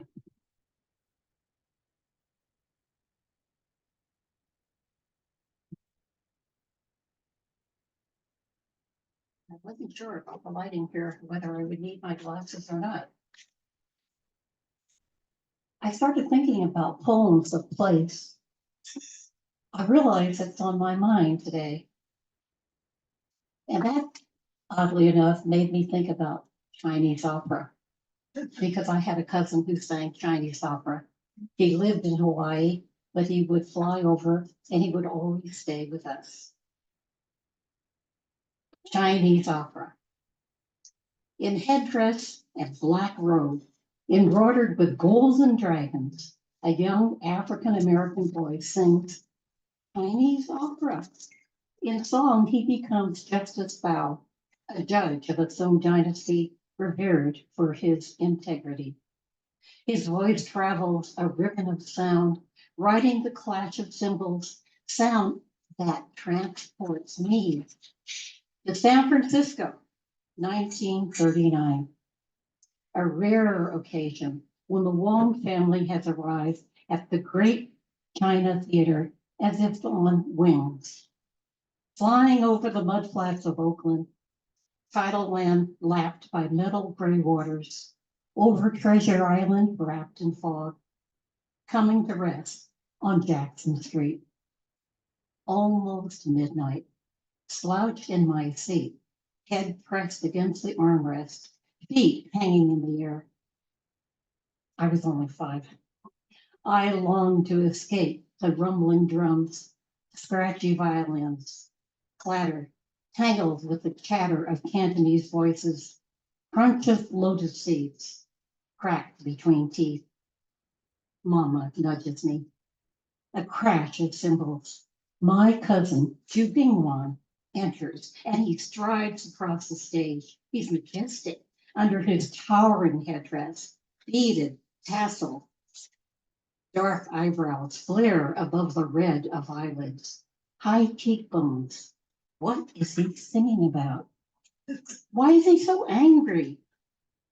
Tonight, his voice rises above the beat of drums, the scream of violins.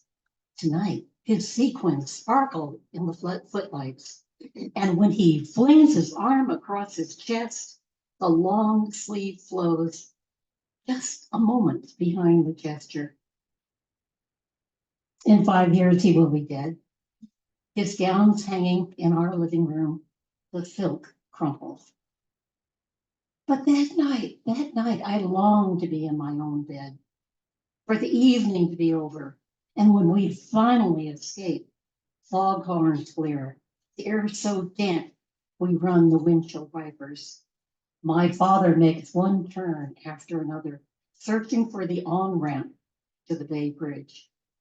He stubs his cigarette out in the ashtray. He wraps his hand tightly around the steering wheel, and he stares through ropes of fog. My sisters and I fall silent, while Mama sits up front, clutching her black handbag against her chest. I fear the maroon Packard will never get us home. Wow. I did not learn to be a fan of Chinese opera, but I was so impressed when I observed this African-American boy singing Chinese opera so beautifully. It just transported me. This is just the second one I'm going to read, that's all. But it's Finding Yi Po, second aunt. And Yi in Cantonese means second, and Po means auntie. But I really don't know if she really was an auntie. And when you have in a Chinese family somehow, no one ever really tells you, or I was never told, maybe I shouldn't generalize to all Chinese families. It was never explained to me who Yi Po really was. I just knew that today we were going to meet her.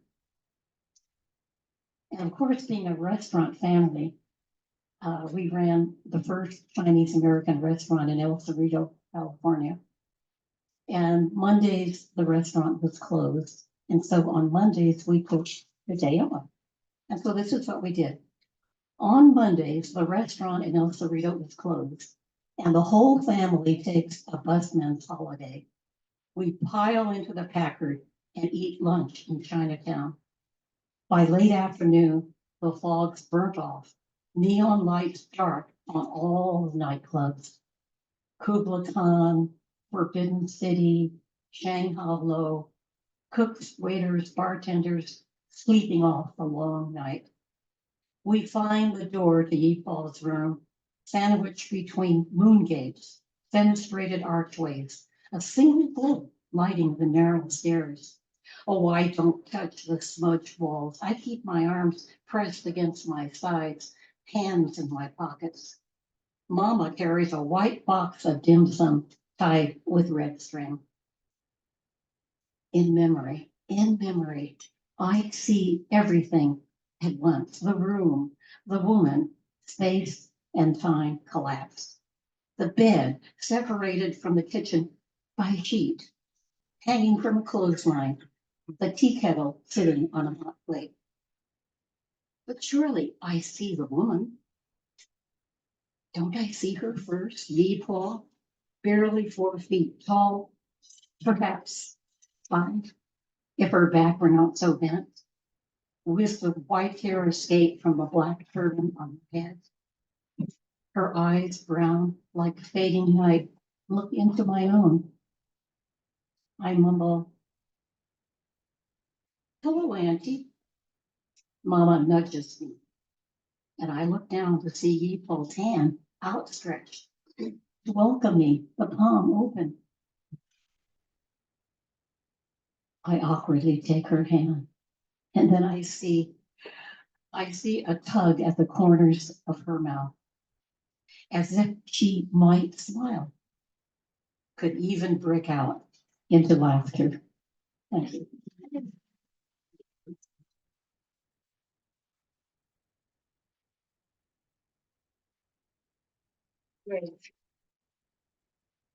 Don Gilson. Lovely.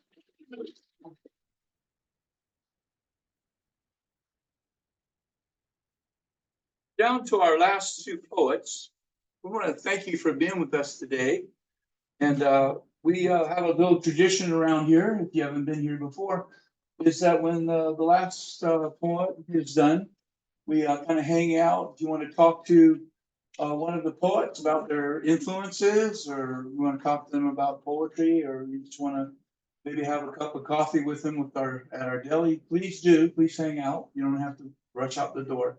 And we kind of enjoy having that. I'd like you to give some love for this man because I'm so glad we're recording this. It's all recorded today. It's going to be on the internet. Alfred Williams. And we so appreciate you and all your talents. And so give him a couple of days and it'll be on the internet. And if you want to see how you look when you're up here, some of us don't care anymore. Yeah. So please do that. And we're going to continue to try to make this election coming up a victory for the people and not for the corporations, and definitely not for Putin. And so hang with us. This next poet, we did a workshop for the children down at the on the border, the library down on the border last fall. She's an amazing visual artist. She's an amazing poet. Please welcome Marjorie Pazzoli.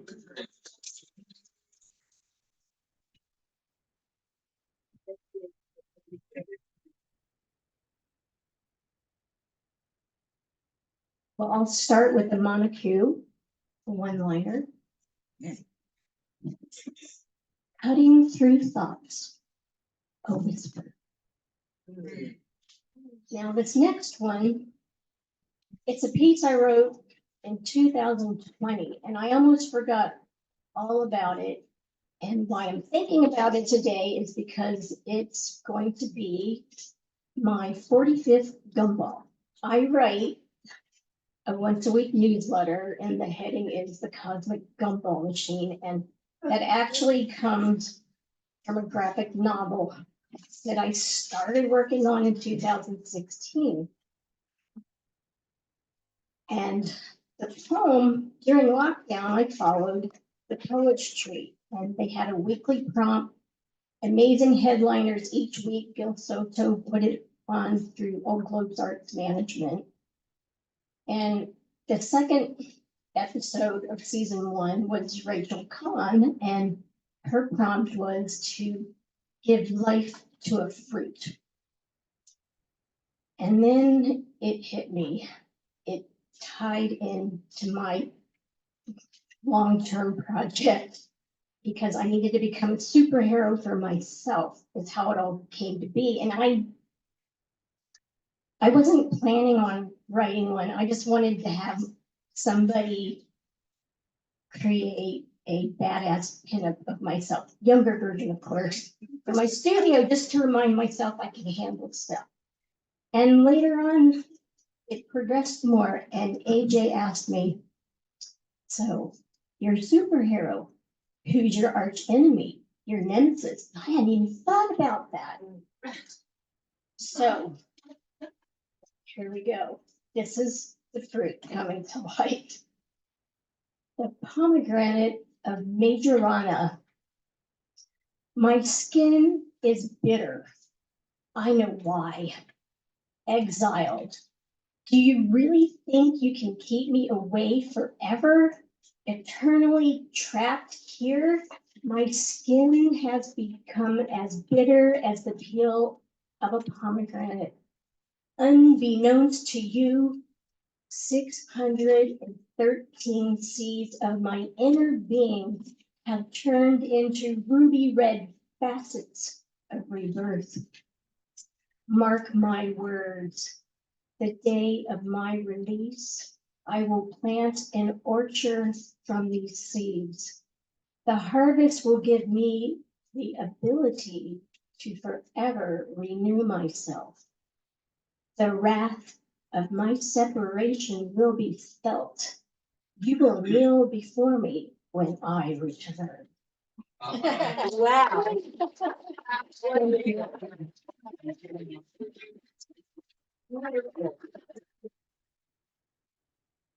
Thank you, Michael. Our last poet has some books over there. She'll tell you about her books. Please welcome Joby Avondi.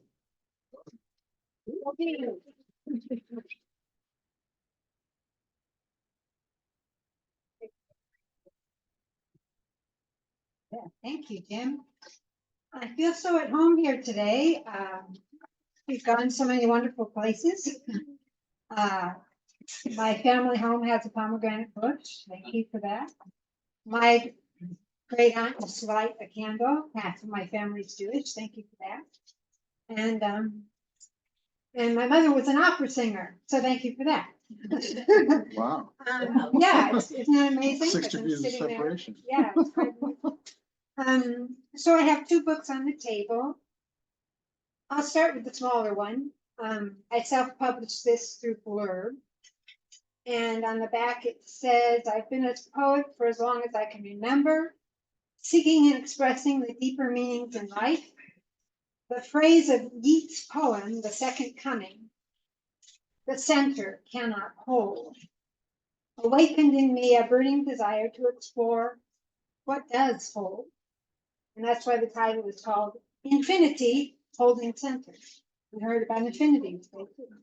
Anyway, because it was Mother's Day, originally, I make photo greeting cards, so I stuck a photo greeting card inside in case anyone wanted it for a Mother's Day gift.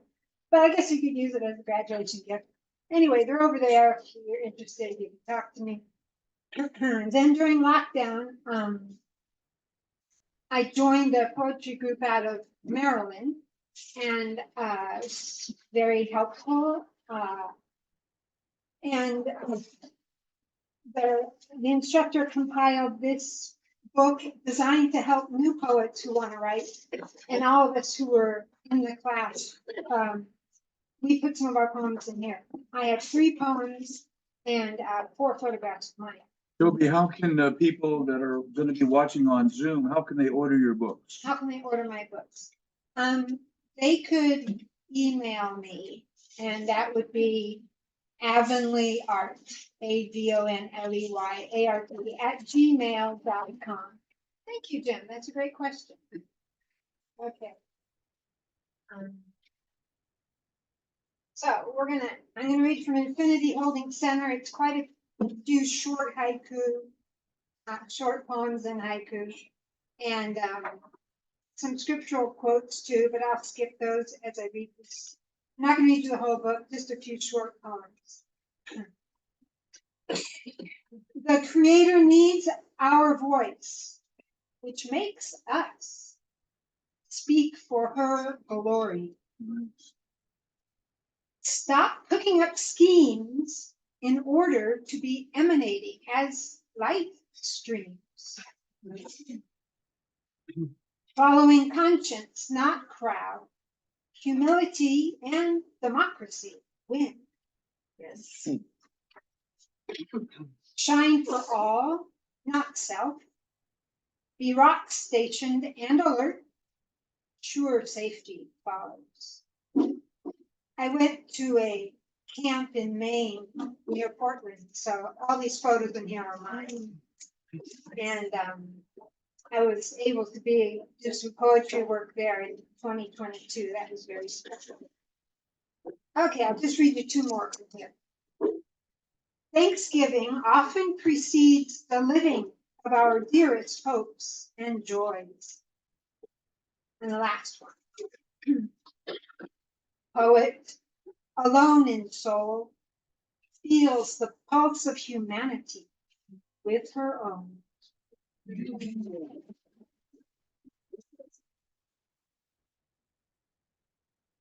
And in honor of that, just to let you know, with the election coming up, there are 2 poems in here about the election that finished in 2021, and one of them is by me. So I think I'll read you that one. Okay.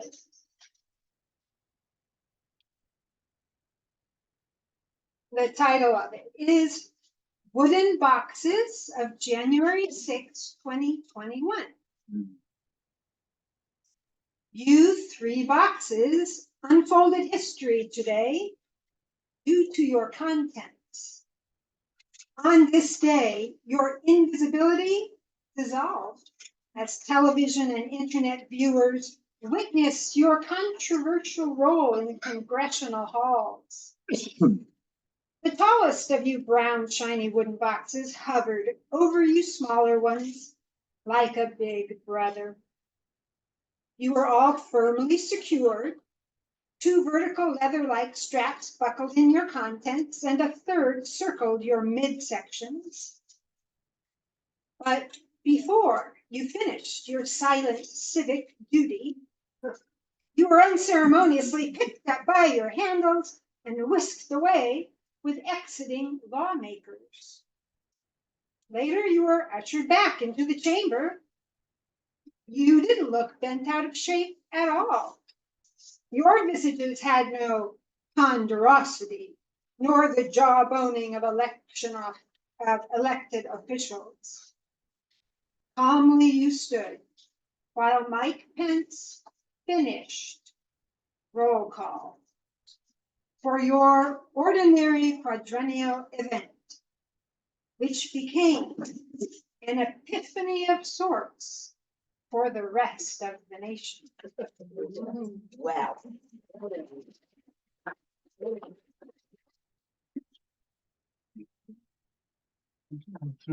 Thank you. That was Joby. That's Joby. Let's give her some love, please. So we invite you to visit the author's table over there. If you would like to talk to some of the people that have published their books, please do. And Jimmy was very adamant about how our job is also to support the artists and the poets and the writers communities here. And that's where Mr. Williams comes in to make sure we have a larger audience. And so here's our last poem for the day. It is a poem done by a young man, and his name is Marchon Makoff. I'm sorry, Makhoul, it looks like, Makoul. And here's his poem. I got this off the internet this morning. Thank you for the things that you send me, keep me sane in that life, Chris. In order for me to write poetry that isn't political, I must listen to the birds. And in order to hear the birds, the warplanes must be silent. I love you all. See you next month. Thanks, Alfred. Thanks, Jim. Thank you. About birds. Birds.